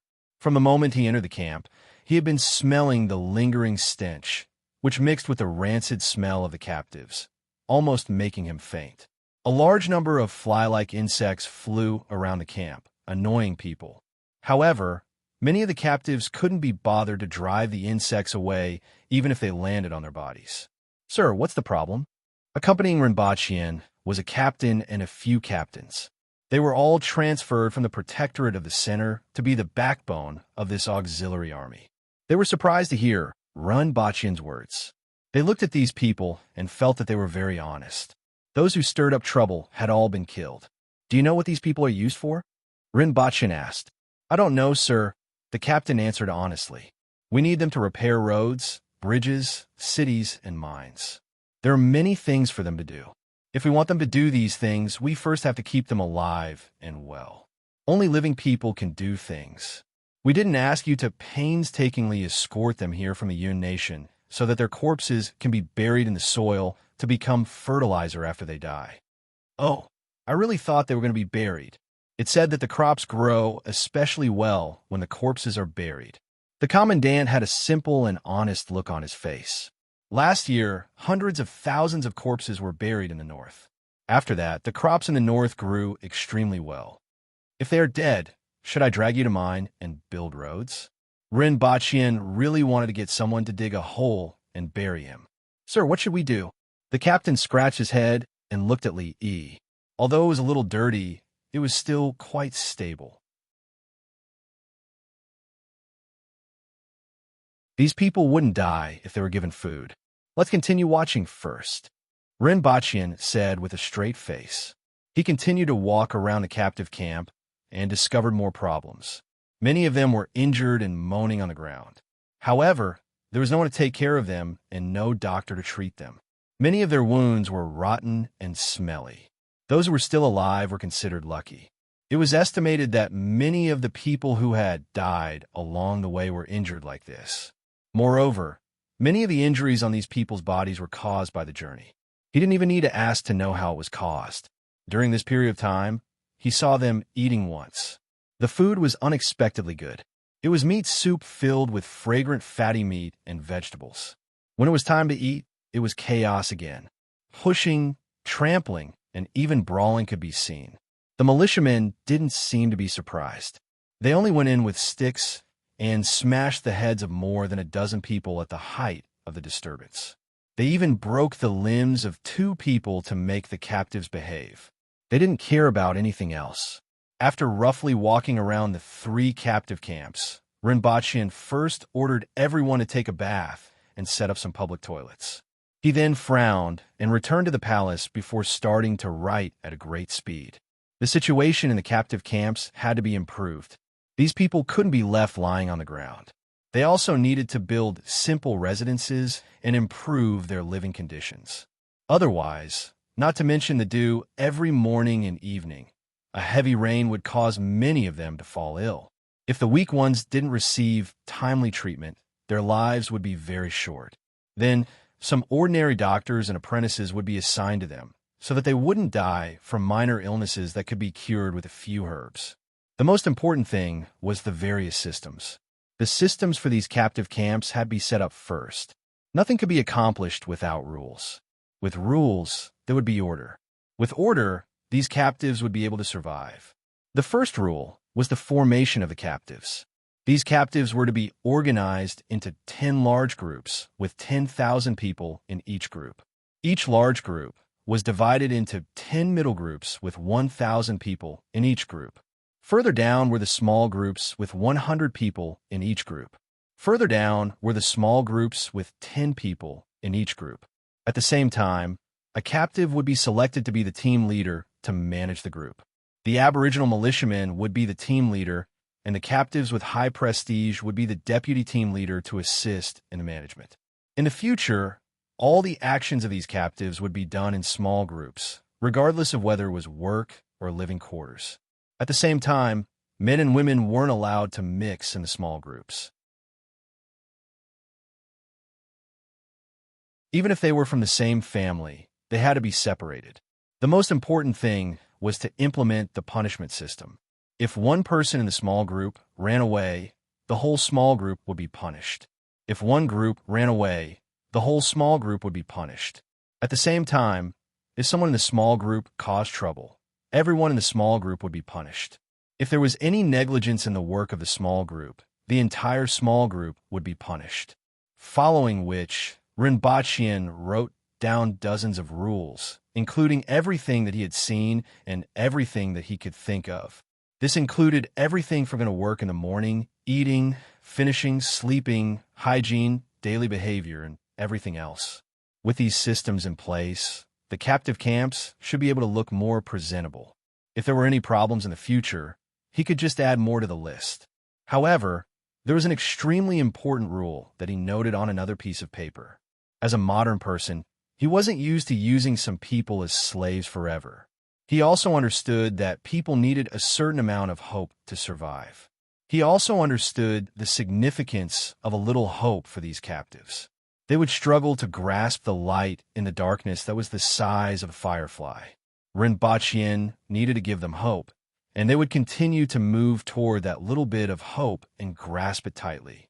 The hope he gave them was very simple, which was to give them freedom after a certain number of years. As long as they could live until then, they would be able to live like normal people in this world and reunite with their families. For this goal, these people would work hard to survive. At the same time, it would reduce a lot of uncertainties. Otherwise, if there was no hope at all, these people would either be thinking about how to escape or be like the Walking Dead. One could imagine the efficiency of this kind of work. The efficiency of doing something with hope and living day by day was completely different. Even though building a road wasn't a very meticulous project, it wasn't easy to do either. In particular, many places had to cross mountains and rivers. If there were any problems during this period and there was no hope, these people definitely wouldn't say anything because it had nothing to do with them. However, if they had a little subjective initiative and a certain reward and punishment system, they would take the initiative to point out the problems.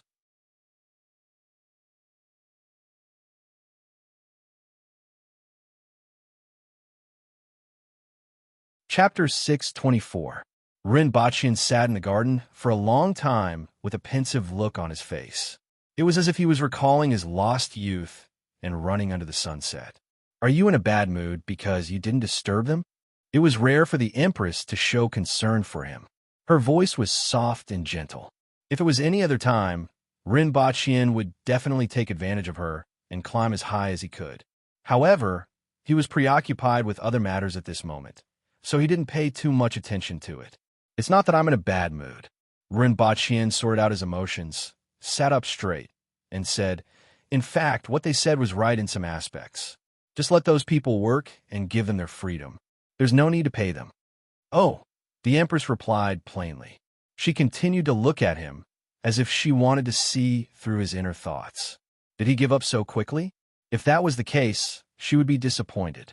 Regardless of whether it was right or wrong, he had to persevere on his own path and see the moment it blossomed and bore fruit. As for whether the fruit was bitter or sweet, he would only know when the time came. It was just like how she chose Rinpoche as her husband. Even without the subsequent incidents, she wouldn't easily go back on her word. According to the words of Earth, even if they had to kneel, they had to walk the path they had chosen. However, they left out one thing. Rinpoche raised his voice. After working for 8 years, many of them have become experts in the construction and road repair industries. In the next few decades, Dayo would need a lot of craftsmen. Especially for cement buildings, it was difficult to find such a group of skilled craftsmen in a short period of time. It would be a pity to let these people go just like that. If you didn't give them hope, then they would definitely not put their minds on it. They would lack subjective initiative and might even become walking corpses. Furthermore, we can't do this forever. After all, after swallowing up the Yun Nation, it will become a part Dayo. The people of the Yun Nation will also be Her Majesty's people. Blindly using force was not a good choice. Ruling such a large piece of land and ruling over so many nations, His Majesty would be more suitable to be a virtuous ruler than a tyrant. If they follow the previous discussion and could become commoners after 8 years, they would definitely not stay. Even if they had nowhere else to go, they would still choose to return to their hometown. The captive camp had become one of the worst memories of their lives. The reason why I want to pay them wages is because I want to use them as craftsmen and not as captives who are exploited blindly. Let them not feel too much resentment and be grateful for His Majesty's kindness. Also, let them treat this as a way to make a living. Even if they're free at that time, with a change of heart, some of them will still stay.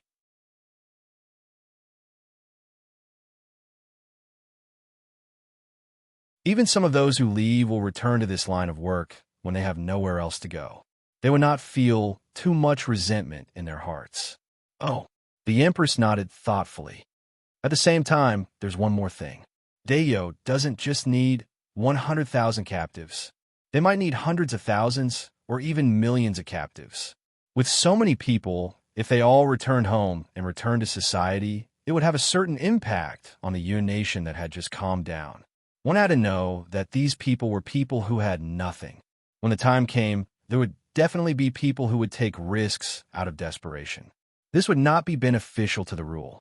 So, by keeping these people here, we can save a lot of manpower, and we can also divide the crowd and reduce the impact. Oh, the Empress nodded thoughtfully. She hadn't considered some of the things that Rinpoche mentioned. After all, it was easy for them to plunder a region, but they had no experience in ruling a region full of foreigners. Perhaps it couldn't be said that they had no experience at all. Their only experience was to drive all the remnant citizens of the Han Nation into Tianjin Basin, guard the only exit, and let them fend for themselves. When the time comes, it won't be easy to make these people stay without using force. Rinpoche sighed. The Empress continued to nod her head thoughtfully. Although it was the easiest to do things with a knife to one's neck, it wasn't the most effective. I'll go back in a while and find a loudspeaker. Shall we compete in a louder voice? Rinpoche snorted. I can make you doubt your life. The voices of the people in the imperial court weren't soft. One person's voice could be as loud as the horn of a large truck. This was considered an innate skill of the aboriginals. Rinpoche estimated that Tong Jingye's voice could reach at least 100 decibels. However, it didn't matter. I'll get a loudspeaker that's 130 decibels, which is equivalent to the sound of an airplane taking off. It will be enough to make you doubt your life. The Empress looked at Rinpoche's face full of fighting spirit. After thinking about it, she decided not to tell him that the one with the biggest fist was the boss. She would tell them that the one with the biggest fist was the boss. In the afternoon, Rinpoche hurried back to Earth. The business license has been completed, the company has been established, and the address has been chosen. It's all here. In addition, you suddenly threw so many things at me. Do you want to pay a raise? Shen Feng threw a stack of documents on the table in front of Rinpoche. She sat there and watched Rinpoche read the documents. She carefully observed his face and temperament, and found that he was becoming more and more ferocious. He looked a little like those guys whose brains were all muscles. In Rinpoche's hand was the plan to set up a martial arts center. 1 month in Dayo time and 3 months on Earth time. This plan was already on the fast track and had already begun to be implemented. Rinpoche had high expectations for this plan. In his opinion, it was much more important than the pharmaceutical factory. In fact, there was no comparison at all. Although martial arts had declined, the cultivation method would be announced sooner or later. At that time, the world would undergo tremendous changes and the value of high-level martial artists would reach its peak. One had to know that cultivation was the direction of human evolution and could prolong one's lifespan. To the rich, it was far more valuable than external objects. When the cultivation method was announced, the entire world's perception would suddenly change. At that time, every high-level martial artist would become a fragrant cake fought over by the rich. Even if they were to be used as personal trainers, they would still be of great value. Needless to say, when many high-level martial artists appeared in the world, it would be very difficult for ordinary people to face off against them with firearms. At that time, for their own safety, the rich would also need to recruit high-level martial artists. Furthermore, the cultivation of high-level martial artists was extremely long and couldn't be cultivated overnight. Furthermore, it wasn't something that could be easily cultivated by ordinary forces. If 1/3 or even half of the high-level martial artists came from their own martial arts centers, the value of this network alone would be immeasurable, not to mention the reputation and potential strength of the martial arts centers. You're tuning in to the Romance Rendezvous YouTube channel. We're so grateful for your support, and don't forget to subscribe to join us on this incredible journey through captivating stories. Your generosity through donations truly makes a world of difference, as it's the primary source of revenue that allows me to expand and enhance this channel for you. Thank you from the bottom of my heart for being a part of this adventure.